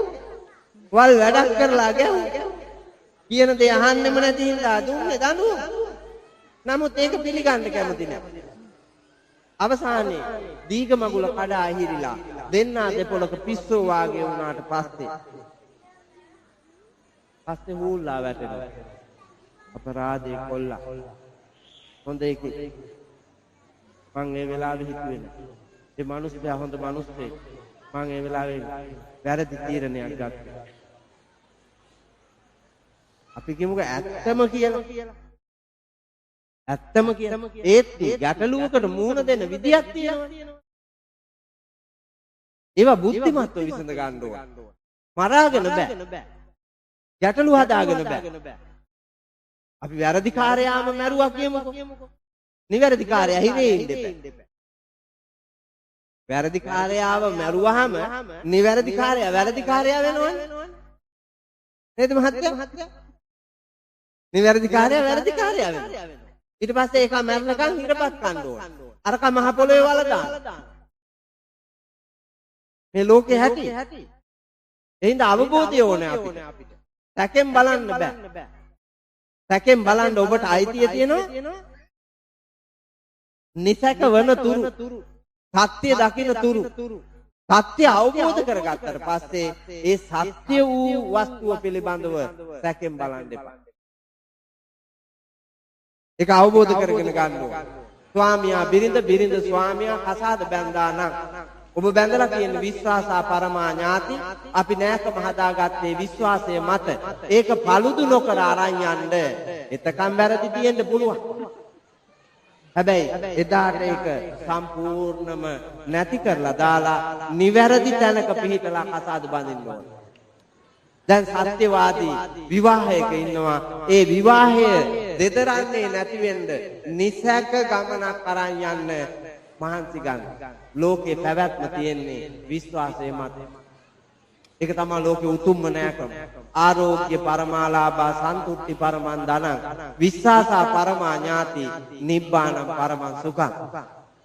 විශ්වාසය තමයි හොඳම නෑ. නේද? බලගේ ළඟම නෑ කවුද කියලා ඇහුවොත් දැන් කියයි අම්මා. තාත්තා කියලා. ඒක අපේ ගොඩ නැගිලා තියෙන සංස්කෘතියේ හැටි. නැත්තම් නෑයා කියන එක විස්තර වෙන්නේ බෞද්ධ දර්ශනයට අනුව විශ්වාසවන්තයි.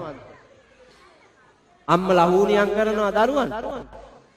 අම්මලා පොල් ගහනවා දරුවන්ට විරුද්ධව. බිරිඳ සැමියාට විරුද්ධව පොල් ගහනවා නඩු කියනවා. බෙල්ල කපනවා මරලා දානවා. වස දෙනවා. ඇයි මේ? සතුරෙක් නේද? තියනවද මිතුරු බව? තියනවද නෑකම?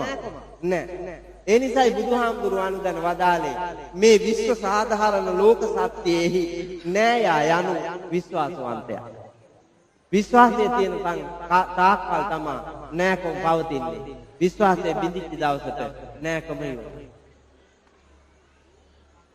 ඒක ලෝක සත්‍යය. ඒ හින්දා මෙතන ඔබ අවිශ්වාසයෙන් ඉන්නවා, සැකයෙන් ඉන්නවා, උඩඟු කොමෙන් ඉන්නවා, ඒ වගේම කෝපයෙන් වෛරයෙන් ඉන්න අය ඉන්නවා. අනිත් එක හැමෝම එක එක ප්‍රමාණවල කාම ආසාවන්ගෙන් යුක්තයි. ඒ හින්දා මේ සියලු දෙනාම ගොනුවකට ගත් කල විවිධ කෝණ වලින් මෝඩකම් කරන මෝඩයෝ රැළක්. එතෙන්ට වැටුනේ අපි අවිද්‍යාව නිසා. අවිද්‍යාව කියලා කිව්වේ මෝඩකමට. විද්‍යාව යනු බුද්ධියයි. අවිද්‍යාවෙන් අත මිදී විද්‍යාව පසක් කොට මෝඩකම හැරදමා බුද්ධිමත් මිනිසෙකු වීම සඳහා